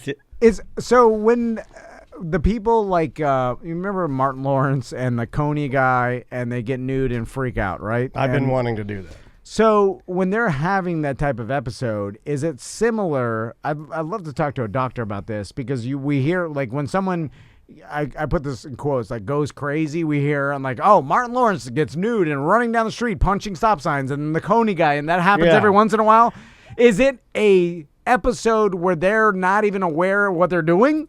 Well, episodes are different. I can tell you my anxiety one where I got yelled at by the clown with the megaphone, where I like blacked out and like fell in the bushes. I mean, that I fully knew what was happening and I had no control of my body. Like I felt like completely out of control, but I was fully. Now I realize this is not diabetes. I'm just saying. Yeah, because anything that I know of that thing, I'm out of control, but knew everything that was happening to me and was terrified. But you knew better than to get nude. It wasn't because I wasn't that far gone. Mine was less of a. Doing erratic things and more of a, I think I'm going to pass out, or my body's going to shut down, or my eyes are going to shut, or like I can't stand up anymore. If given the correct amount of stressors, is anybody susceptible to some sort of Martin Lawrence, Coney guy, psychotic type John Cicada. No, I'm John say, Cicada. No, but episode like that. Like, if I take acid, I turn into John Cicada. Like to a point where did he do Viamos? You're like, you're getting nude. You're like, you lost total control. Like, it's hard for me to imagine getting to that point. I bet without some sort of like the diabetes thing is I think everybody can. Like you could have drugs can do it. Infection could do it. Alcohol, like sepsis. Like my mom was fevers can do it. Talking crazy when because it was out of her mind because you're completely poisoned. Of course, yeah. I mean, you poison yourself with alcohol enough. I've been blacked out enough where I don't people are like, hey, you're doing this, you're vomiting, you're walking, like I have no recollection. I imagine, but that's a poison. Yeah. I'm saying, barring any sort of just pure mentally. Could you ever get to a point of losing control? Because that's what happens to some people, right? Yeah. Or are there substances involved that on all times? I think this is the road Sam was kind of driving down, and I think you might agree too. Normally, isn't it that we hear that there was a substance involved? Like I said, it's usually either a substance or a chemical imbalance. Yeah. It's like it's almost like substance or substance needed, right? It's like you either needed something or didn't, or you took something you shouldn't have. All right. Diabetes Thursday. Welcome back to or starting a corporate time with Tom and Dan. There it Dan. is. Yeah, I saved it. Take that, professional. Take that, Jim Phillips. Way better. Oh my God. He's a friend of mine. I'm allowed to say that. He texted me. Like, I don't care. Yeah, he doesn't care. I texted him saying? the other day. He goes, I'm still under the covers. What are you doing? Have you been to a restaurant? I'm like, yes. He's like, gross. A restaurant? We're the full Corona here. Don't you know? Oh, man. Also, Logic Man Andy's got Corona. Also, never even could sniff his boots, Jim Phillips. So we'll just power through and act like I never said that. Why does Logic Man, the man made of logic, got Corona? Yeah. I was talking to him last night. What was he doing? He don't know. He just said he woke up feeling sick and then he got the coronas. That's how it happens. But sometimes you can just wake up with it. He said he just got a headache and feels tired, so hopefully it's the mild symptom one. Did he get a test? So so it is confirmed. He just doesn't assume that he has it. You know what's weird is that I have never, as a hypochondriac, we'll get to embarrassing things. Speaking of embarrassing things, I'm a hypochondriac. And not once have I ever had a sniffle with my seasonal allergies that give me nosebleeds. This is just to show you how crazy anxiety and dealing with it and irrational thought is. Yeah, because it's not rational. This is not rational. I have never thought I had corona. Never. Not one time. Even when my nose was bleeding and I was blowing boogers out of it and coughing, I never once, I was like, this is allergies, 1,000,000% allergies. Yeah, it's actually rational to, like, if you have some sniffles to, like, maybe think, this could be a coronavirus. So, of course, you're not going to think that because you're gonna feel like your toes are numb and Yes. it's bone cancer. It's bone. You know, it's Toe like bone. toe cancer, Yes. bone cancer. How did you know? Because it's the most unlikely irrational thing. I That's don't how it know. works. I bet you. Okay, I was thinking about the toe thing, and I was going to try to answer your question honestly, as if I'd ever thought that my leg has had cancer, and the answer is yes, I have. That's how embarrassing it is. What do you have to be embarrassed about, buddy? Oh, a lot. Well, I mean, the chat room my is glasses. just dismantling you because they say you had your glasses on when we started the Twitch I forgot broadcast. I was wearing them. Yeah, I've been wearing them more and more, and it's because it's great. making me mad. Yeah, it gives you less headaches and makes you more productive. You've been getting a lot of work done too. I could see. We're so far ahead today and organized. Look at Samantha came in a little hot this morning and we were spicing her up real good. Yeah. We were really stoking that fire. It was our fault. Yeah, it was our fault. It must be,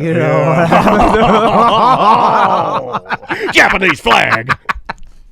I've never heard that before. The Japanese flag? Yeah, never heard that one. Hey, I got Pearl Harbor over here. You dropping bombs. Daniel blew his what did I dad's blow? hat off. He's having that. I didn't know what you were talking about. watch out. Anyway, so the well, you have been wearing your glasses. You forgot you had them on. I turned on the cameras. We're live on camera every day on camera. Yeah. Except for Saturdays and Sundays. Twitch.tv/Tom and Dan Live. You can watch the replays on YouTube. It's gaining steam. It's really good. I think our quality is as good or better than anybody. And you came with your glasses on. They look really nice. You took them off and almost threw them across the room for fear that the chat room would see you wearing them. Yeah. And then they just started giving you the business because for years you've been calling them nerds because a lot of them wear glasses. Yeah, I know. Yeah. And the probably a higher percentage of them are nerds because they're in a chat room. That's part of it. It's like how many people in this gay bar are gay? Yeah. Probably a higher percentage than just random. Yeah. You know, and then there's a few of me in there because I go there to escape people of that course. And they pour good drinks. By the way, soccer game. I love gay bars. Yeah, gay bars are great because you can avoid ignorant people. You just go there and then you won't get, let's just say Johnny Redneck will not be there giving you the business. Girls never feel safer at a bar than at a gay bar. Yeah. Agreed. Well, I'm there. Well, wait a minute. Unless Tom's there. Yeah, me and Daniel there. We've drunk. Shout out horny. Shout out to Stonewall Bar. Horny. Well, I was horny for the merman swimming around in the tank. But that's when I found out. Anyway, the only real male influence I ever had was my pop in my life. I thought you were going to say the merman from Stonewall Bar. He was I had my dad, but it's just I can't. It's like under 10. I just don't remember much. Whatever. Yeah, but if I don't make it, I feel like if I don't make it till at least Maisie turns 10. Then all of this work I'm doing is for nothing. Oh, yeah, don't forget everything. Yeah. Some people, I don't know. So I think less concussion people remember younger years. I have no idea what you just said. But those are the concussions. So my pop never wanted to admit he was getting older. Never. And literally just ignored it and went on with his life. And even when he was he broke his neck falling and he fell out of his airboat. That was his first injury. His first injury was at 82, where he was 1982. No, he was 82. This was in. I was like, that's a good run. If you first got hurt in 82. This was in 2000. Let's say 12. Okay. Right? Yeah, when we started the show. Well, yeah. So he fell out of his airboat because he still could go down to the Everglades every weekend. He'd drive all the way down to the Everglades, and he'd take. This is the one thing. He'd take 44 or whatever, that mid. It's a dangerous 44 country crazy. road, but it was slow. But 44 is head on, right? I think he didn't care about that. It's a single lane death. That's the road that my parents always said, if you're going to the beach, don't get on 44, I think. Yeah. No. By the way, no seatbelt because he had the seatbelt clip that you plug in to keep the beeper off. Because the new trucks, he hated that. It's a keychain too. It'll hold your keys on, and it has an American flag on it. It was just basically a seatbelt with a buckle underneath. It just there was a and then he'd clip it so the damn beeper wouldn't. You can make your own if you want to go with me to a junkyard and you got a grinder. So he'd get on 44 or whatever, drive south to the Everglades, 4.5 hours. Stoplights. I'm like, Papa, why don't you turnpike? He's like, no, you ain't paying for that. No, pike. And pike rhymes with dark. And then, sorry. And then he's like a delayed fuse. He'd drive down to the Everglades, and then he'd still take his airboat out. But one time, he fell out of his airboat and then jacked up his shoulder, but he fell into like a cactus or something. Oh, wow. Like it was, what are the odds? That's Don Quixote style. You fall off the donkey into the brambles. Whatever he fell into had large spikes, and then he spiked him good. Oh, spiked all his whole body. Papa. He's 82 years old. He's all spiked up. Yeah, but he still, and then his friends like got him out of the spike bushes. What do they do? They will put him back in his airboat. And he's what's mad. he doing? Is he yelling? Yelling. Bad things. Horrible. Yeah. Just about anything that's going on in the world. Okay, I got an idea. Yelling about Obama. He really didn't like him. Yeah, about all the things that the changes being made that he doesn't like. And then so they got him back in the airboat, but he screwed up his shoulder, and that was the beginning of him slowing down. There's typically for older humans there is a defining injury, and then you gotta, if you could get beyond that, if you could rehab from that. But the problem is that it didn't teach him a lesson. He's a fan. He's on pop-up. Yeah, he didn't learn any lesson from that, and he was mad that it happened. Serious question about your pop-up. Yeah. Which side of said? Well, I know the sides of your dad. family. No, I know, but I'm saying which side carries the ability that you and your son Tommy have to block things out? Because I do feel like that.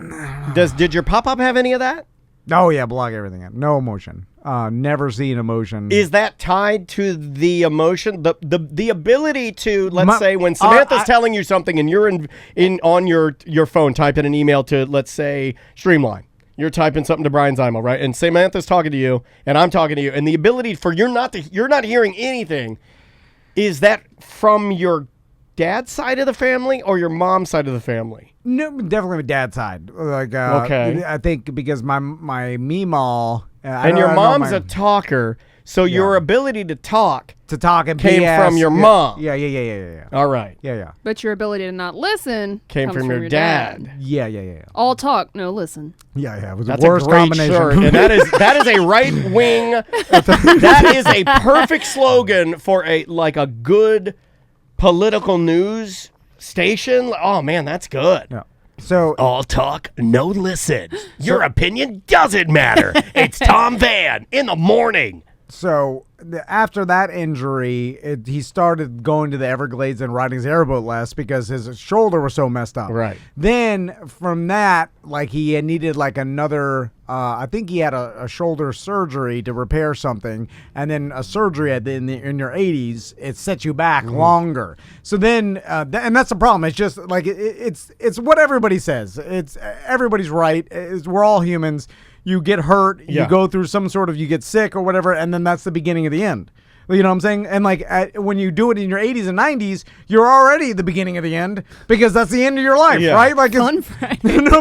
This is Fun Friday. But we should know this. Yeah. We do know. We don't want to think about it, though. But if you think about it, I don't want to think about it. You can protect yourself from it. Yeah, because I'm trying to learn. Sit at home and do nothing? No, you can't do that because that's okay. I'll tell you. That's how you die. It's like a motorcycle that doesn't get run. That's why I'm trying to increase my flexibility because I've done so much damage to my body just doing this dumb show and sitting. So bad for you. So this brings up a good point too because this is something I learned through this whole process. And so when my pop-up, obviously, he was still fine. He was still climbing on his roof and doing stuff, and all his sister used to live next to him, and all his friends that were his neighbors and stuff would constantly tell me because they thought that I could tell him because he yelled at them if they said anything. Yeah. But they're like, he listens to you. You're his grandson. Mind your business. But he didn't listen to you, right? Well, I was too afraid to. Yeah. You're not a tough talker. I would say I would be like, Pop-Up, you shouldn't be doing it. He's like, I know, you'd be like, I know I shouldn't, but I'm gonna tell me nothing. He's like, I could do this, whatever. I'm like, and then I'll be like, you can do this. I believe in you. Well, stand over. That's just you supporting. You're weak. So, but then he broke his neck. That was the bad one. That's bad. And then he fell and broke his spinal cord. Was he cleaning the gutters at night? No, By the way, have you seen Tom's wrist? What's going on? Oh, he's got his watch on. Oh no, the other one. You might want to put some Neosporin or something on that. That was the gutter. He's cut and he's got a red mark moving down his arm towards his heart. Are we sure, it's fine. Typically infection. But it wasn't self-harm? so no, yeah, he's no. I never. Too lazy to cut his arms. That never occurs to me. Even if the worst possible things happen to me, I'm like, well, I'll eventually die. So Just why? wait it out. Yeah, wait it out. It's coming. I don't need to help it. In the grand scheme of things, it's a blink of an eye anyway. So what is like now or 20 now years? they're clowning you hard, the chat room, because they're like, watch and glasses in the same day. Look at how old well, he you could are. see his wrist, so he remembered to put his watch on. Look how old you are now. Yeah, that's true. You had your glasses on. You were able to see your bedroom and find your watch. So there's 2 points of the story. One, they're getting you. Is my pop-up taught me 2 things because there's a problem too where if you stop doing things, then that escalates. You can't become too complacent. Yeah. If you just like, well, I'm not going to go outside anymore because that's dangerous. I'm just going to sit inside. Then you go down fast. Like you have to keep exercising. You have to keep your muscle mass up. That's why I'm like, my papa was still riding an airboat at 82. He went to Alaska with me, walked around everywhere. I did do in the stuff. 80s. Do you need to use a lot of muscles to ride an airboat? Yes, well, because you have to get on. Active is I think what he means. You have to more. maintain. It's not like he's lifting weights, but for old people, he maintained his property. Like my pop-pop or my pop-pop was a guy named Pa Bob. That's what I called him. That's my dumb name for my grandpa. Yeah. And Pa Bob walking the Appalachian Trail. Well, that's Andreas. Oh, he's still alive. Mine died at 98. He was still driving and going everywhere he went. When we killed his routine because it wasn't safe, he died. Yes. And so that's what happened. It wasn't, we didn't want to, look, he drove with me in his, he had I think it was a Thunderbird, the wrong way on a one-way street. Cars were going off the side. I'm in the passenger seat with my parents following. And then when we got to the house, things had to be changed because Bob wasn't, he just wasn't, his faculties weren't there. So and then after he broke his neck, and then he rehabbed from that, and he was mad at the rehab center because it was like an old folks home too, and he didn't want to be there. Like that. So after he got back from that, he still wouldn't use his walker or anything, and everybody was yelling, and they were telling me like, you got to get him to use his walker. He's bullheaded. And then at a certain point, people like friends and family started talking to me and saying like, maybe it's time that he goes and lives at a different place. They can take care of him 24 hours. Right. But like a strip club. And I kept saying, I was like, if we move him out of his house and he goes and he's going to die immediately and also be miserable. So I'm going to keep him in his house. Yeah. And if he falls and kills himself by accident, then that's how it's going to happen. Because if I move him to someplace and it'd be like, all right, Pop-Up, for your own safety, sit in this bed until you die. Yeah. Like he's going to stay. I'm going to let him do whatever he wants. And if he accidentally dies, that's how he's going to do it because I'm not shipping him somewhere for him to die in a slowly. So what? What if you moved him in with you?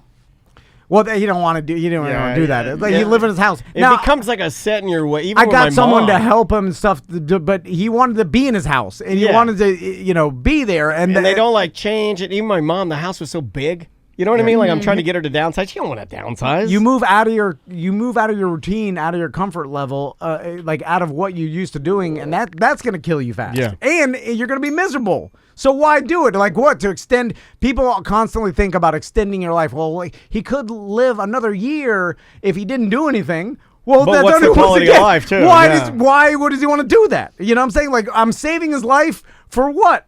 Like from in a lot of ways, though, if you in the family, one of the reasons why you would save the life is selfish. It's for you. Yeah, just you want them alive. It's so the thought of losing that person, or not having, a bunch of years with them is very sad. Now, luckily, he still had it together mentally, so he made all his own decisions. Yeah. So it was like, I've asked, believe me, I was like, hey, do you want, hell no. I knew the answer, but I did ask him, like, hey, you can go to something, like, you don't want to do that. Yeah. Of course not. He's like, I never wanted to do that. I don't know what I want, though, because you telling me that, like, if you came to me tomorrow and said, Dan, I talked to Andrea, and for your safety, we're moving. I want you to lay in this bed. I'd be like, okay. I'd be like, this is pretty dope. I'd slide in there. I'd be like, can you bring me like my dogs to snuggle with, and maybe a Like my iPhone and then my headphones? Here, what I think I realized, like, we say that now because it's a funny joke because they're busy as hell. We just want some GD rest, right? But once you start getting taken away from you, and this goes back to my glasses. It'll all go crazy. Like, I am wearing these glasses because I can see better with them because apparently I'm 39 and my eyes are going to hell. You're 39? And you're 40. So still in my 30s. One more year. Yeah, I know. Second youngest member of the show. I want to say that. All right. So I'm on the bottom 50 of the young. Me and Samantha, young crew. You and Butler, old. Anyway, but so the glass. I'm just like my pop in the fact that any reminder, I don't want to even be like. I want to acknowledge it. Get contacts. But that's also like bad at life. Can't ever. Like the fact that I just... How about a monocle? Oh, he'll lose contacts crazy. How about a monocle on your keychain that you hold like jeweler's loop? And my eyes aren't even that bad. It's just staring at screens and you stuff. keep saying that. It's weird. I put your glasses on the other day. They are burning holes in my retinas. They're barely... I think we got the same prescription. I don't know. But yours are huge, though. Why are they so big? It looks like the windshield of a Hummer. And I deserve to get made fun of because that's what I do. I make fun of people. I'll take it all. I'll take any amount of. He's the toughest. I will never be emotionally. That's true. Bothered by someone making fun of me ever. No, there's nothing you could say. I wish there's a competition about it. I think there is. Dead inside. Yeah, I think there probably is. Like, you won. You'd have to be a villain. No, you're a good person, though. You're not a bad person. The contest is for worst person. You just happen to have a superpower, and you're a good person. It doesn't work as well. We got to take a break because guess who? You got a friend. Oh, yeah. You got a friend coming. Yeah. Okay, bye.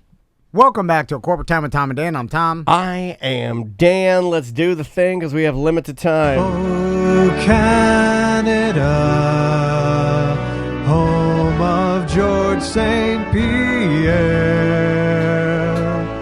Tom's Pop called it Gay Mexico.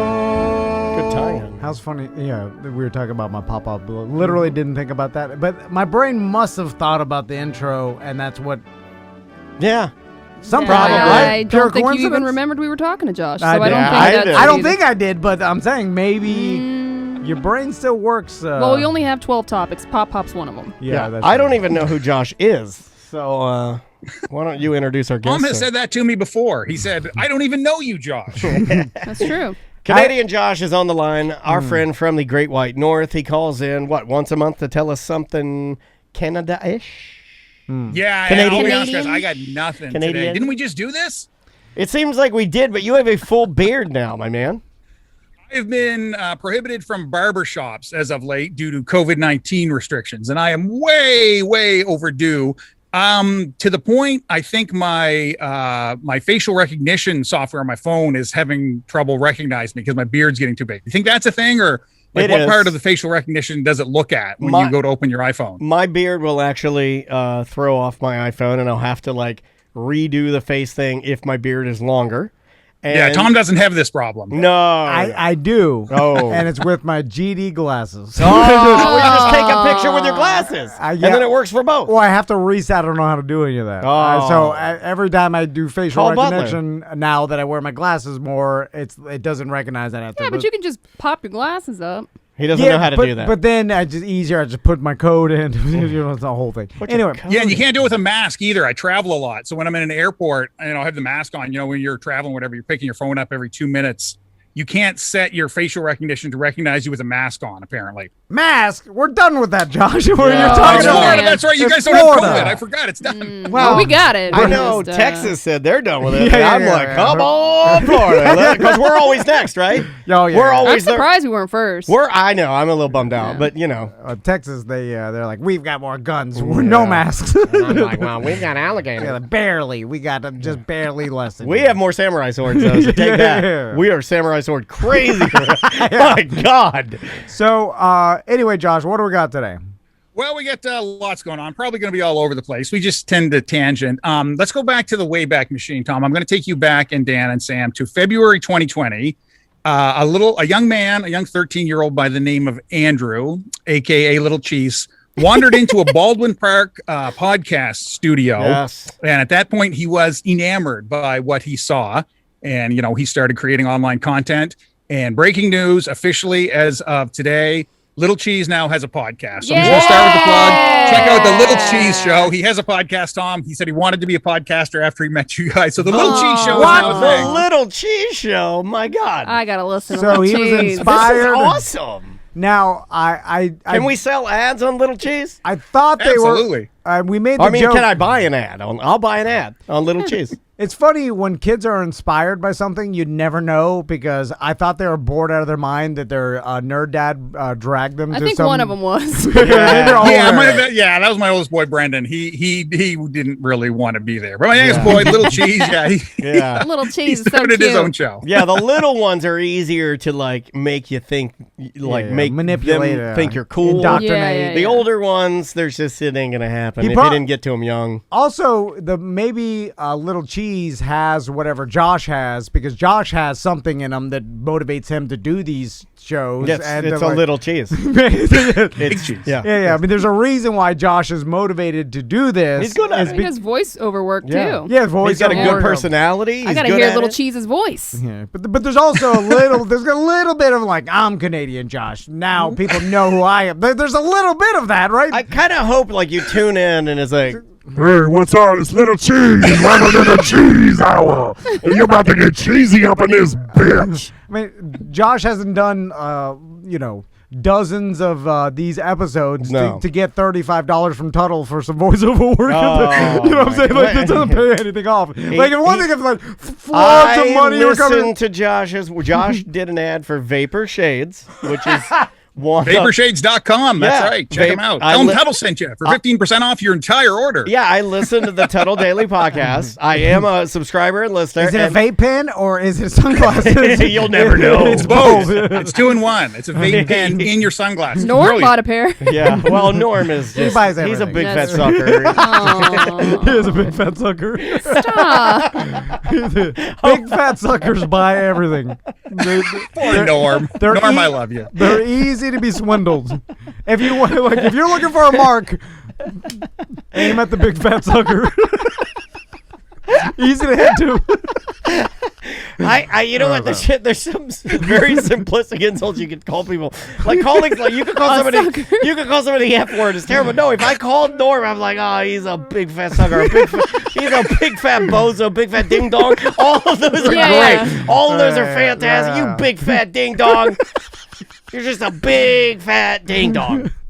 All right, Josh, what do we got today?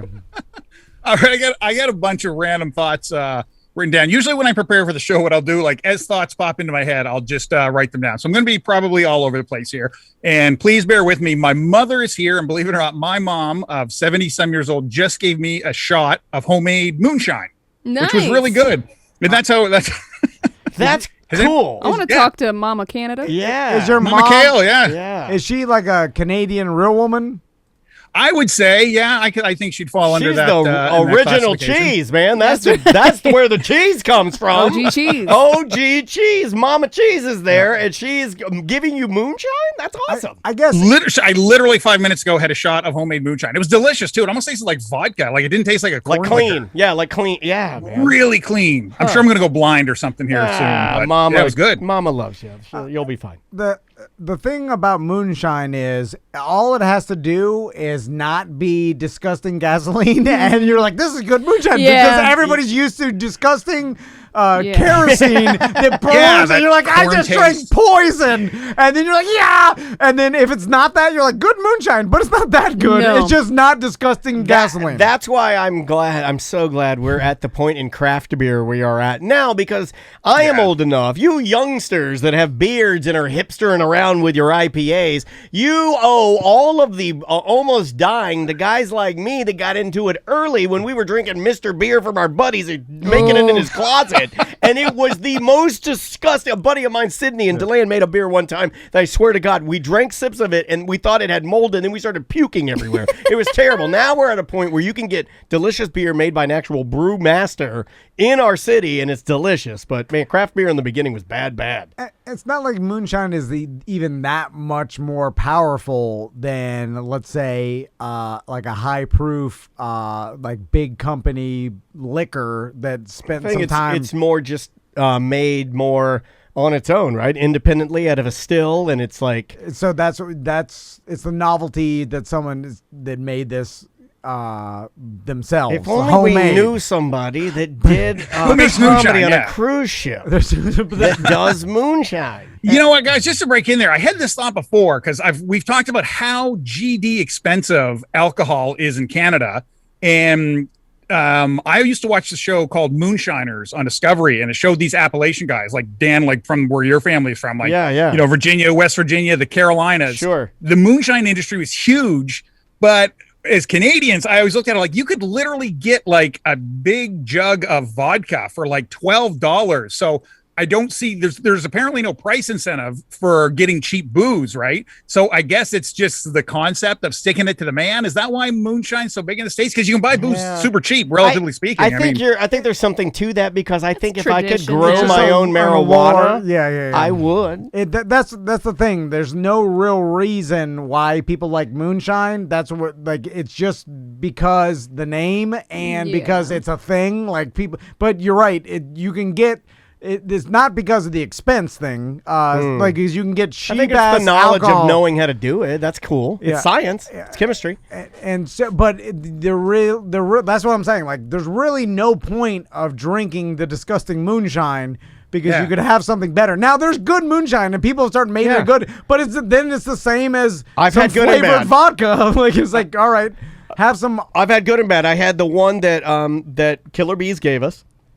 That was made according to Popcorn Sutton's recipe, and it was good, but too strong. I've had Bill Murphy, allegedly, might have made some, had some of his. His was my favorite.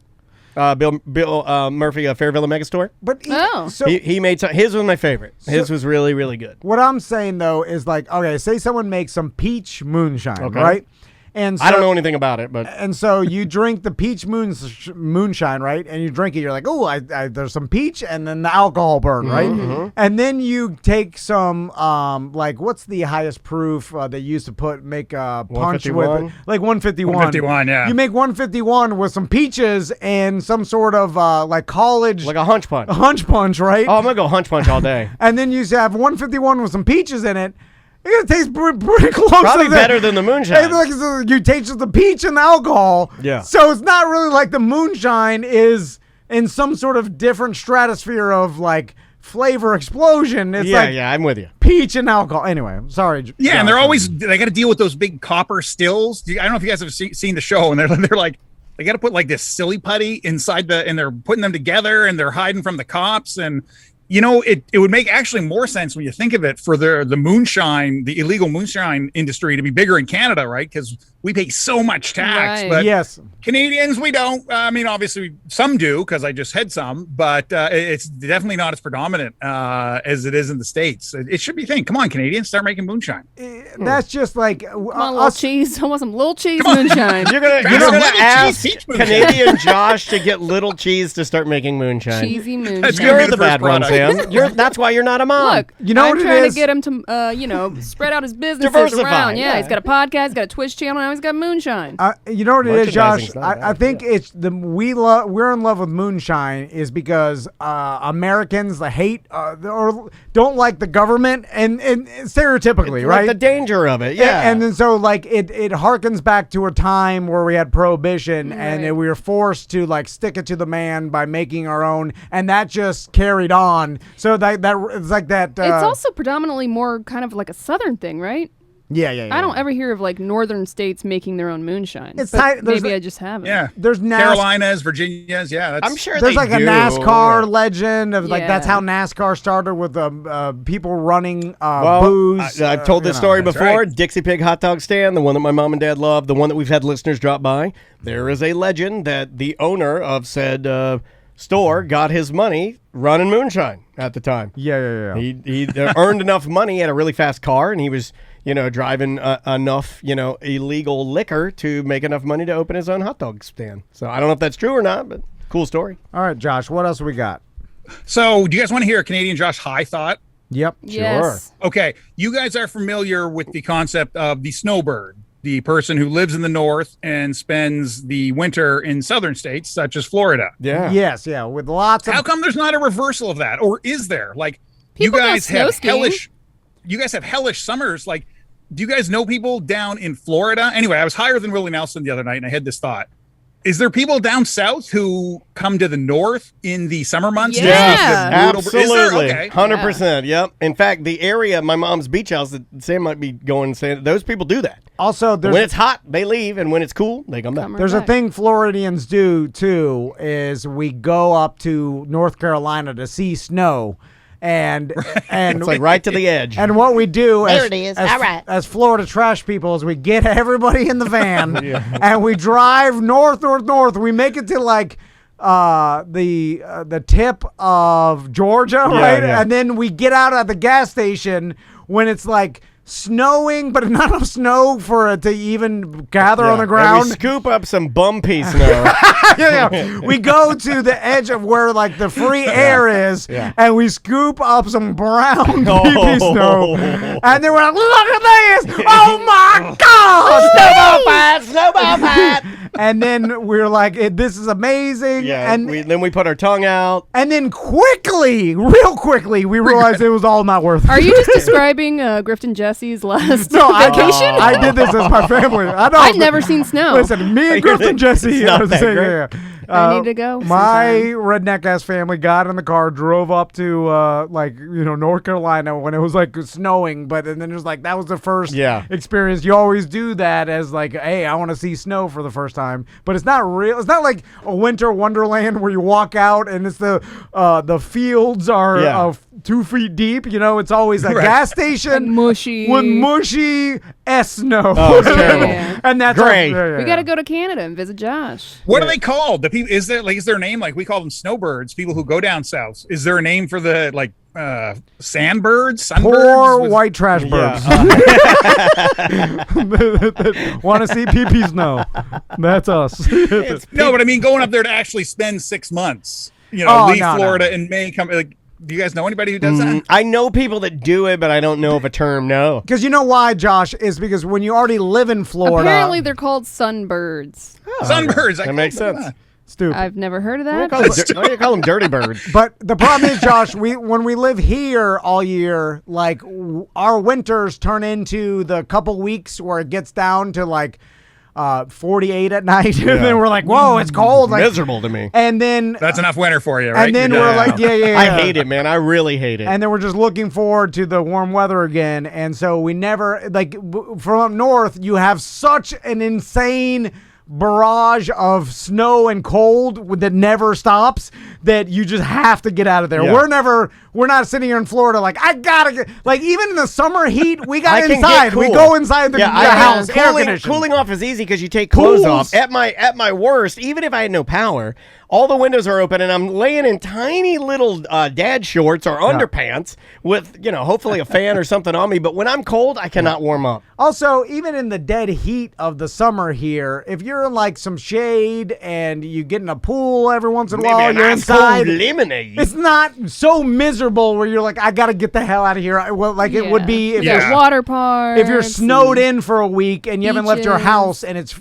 sub-zero, you're like, I have to. I don't know how how do people exercise when you're like, it is a pain in the ass. It's funny you mentioned that, Dan, because the last couple days here, I will take my dog out for his hike every day. Yeah. He's a big yellow lab. He loves his exercise. His name's Riley. Shout out to Riley. Yeah. He every day he's got to get, but the last 2 days have just been too miserable. And that's when I really, really hate wintertime in Canada. When it's so bad that you can't even go outside. That's when it's like even getting motivated when it's cold, I find him. And then, again, this is the perspective of a person that's like, I love Florida and I'm a Floridian. I love the weather. Yeah. when it's cold outside, I have a hard time getting out of bed. Like, I'm in there, and I'm like, I just want to stay here.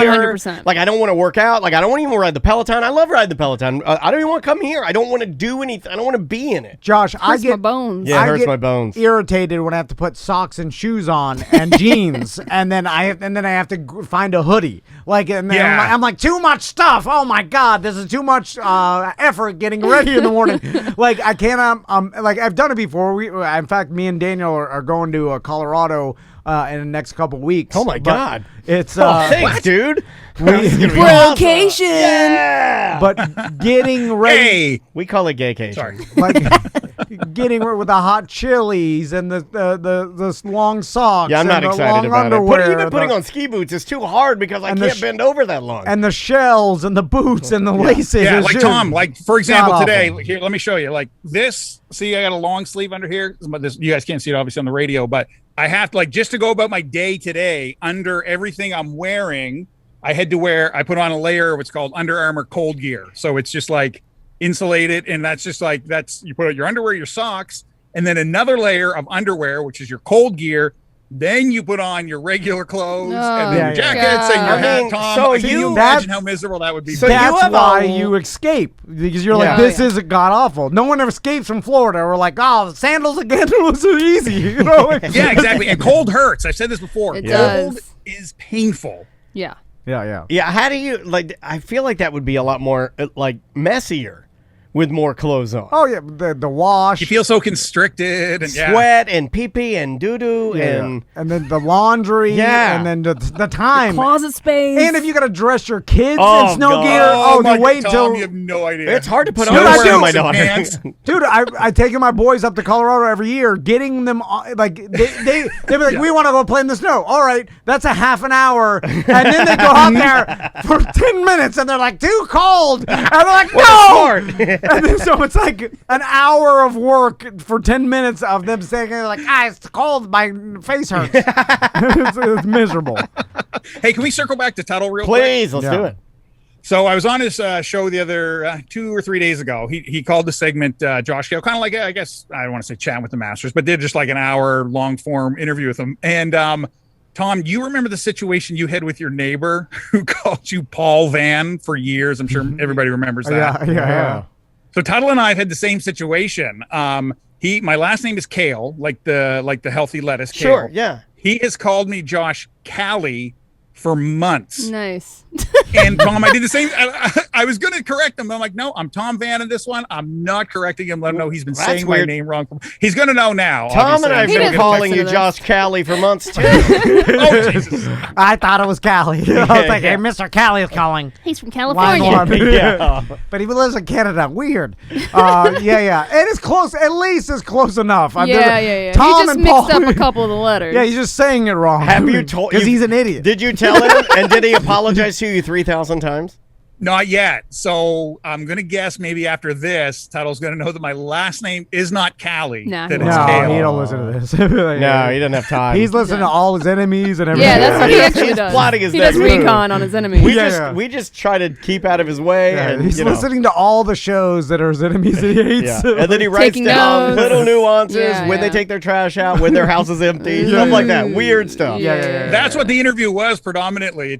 I think we were going to try and go down like a mental health aspect, PTSD, because Tuttle's been very open about his mental health issues, but it turned into this way back, remember when radio stuff and voiceover and it's funny how that TKS happens. stuff. And it's kind of like when he calls you guys. Oh, yeah. Turn back into He the wants remember to do when. that. Well, when there's still people to kill, you still do remember when.